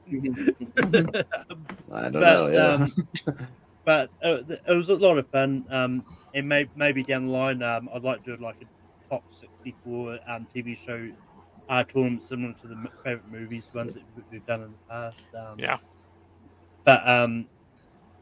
But yeah, you can find me this Sunday doing Rankum and with the topic of being Top Job and a Kendrick movies. JPO will be on that show along with she is my future wife. Wolfman and a few other people. But she's my future wife. And I believe you'll find me next week, because I believe next week is when we're doing the 2023 tournament series. I could be wrong about that too, but I don't know. But yeah, I pop up in places from time to time, and yeah. Yeah, I won't plug too much here. Just a couple of things just in the immediate future for the Movie Hero Network. Just kind of immediately coming up. On Friday, we'll be doing a tournament of Johnny Depp versus Gary Oldman. So another versus matchup. Both those guys have some really diverse filmography, a couple of franchises mixed in there. Some good stuff overall. It'll be a fun time. And next week we will kick things off and kind of wrap up 2023. We'll have our 3-part ladder series for 2023. Malcolm's going to help us out with that bracket. And there shouldn't be any controversy because it's 128 movies. So it's pretty much almost everything that came out last year, pretty much. So we won't really leave anything out, but it'll be a good time. That'll be Monday, Tuesday, and Friday of next week, 22nd, 23rd, and 26th. That's kind of due to Malcolm's schedule, so we can make sure he's on all those because he put a lot of work into this one. So we'll kick things off next week with that, and then that'll also lead up to our podcast on the 28th, the Sunday night. It'll be myself, JPO, Richie, who's here, Wolfman, and Jordan Anderson, all doing our top 12 of 2023. We got with you, Chris. What's up? Who's with you, Chris? Hi. Hi, random guy. Hi, Travis. This is Travis. Hello, Travis. What's up, Travis? All right. He's almost done, I promise. We're wrapping it up. He's just been playing Fortnite, which is why I've been kind of slightly distracted. Yeah, right. Yeah. So that's kind of what we got in the immediately future. And then we're also going to be wrapping up starting to wrap up our one-word title series over on Tier Ranker because we'll have the 70s and before, kind of a classic one word. We're just going to mash them all into one last episode before the championship. So that's everything we got in the immediate future. I won't go on about the whole next month, just kind of a few near things. But yeah, please join us for our kind of 2023 wrap-up. It's going to be a big week of stuff, and I'm really looking forward to it. So a lot of these guys will be joining us. So appreciate everybody for being on tonight and getting it done. Yeah, it's nice to talk a little TV here. For Richie, for Chris, for JPO, and Malcolm, our guests of honor this evening, thanks for contributing all those great shows. I am Austin Pez Howell. I'll see you on Friday for the Johnny Depp versus Gary Oldman tournament. Other than that, bye-bye.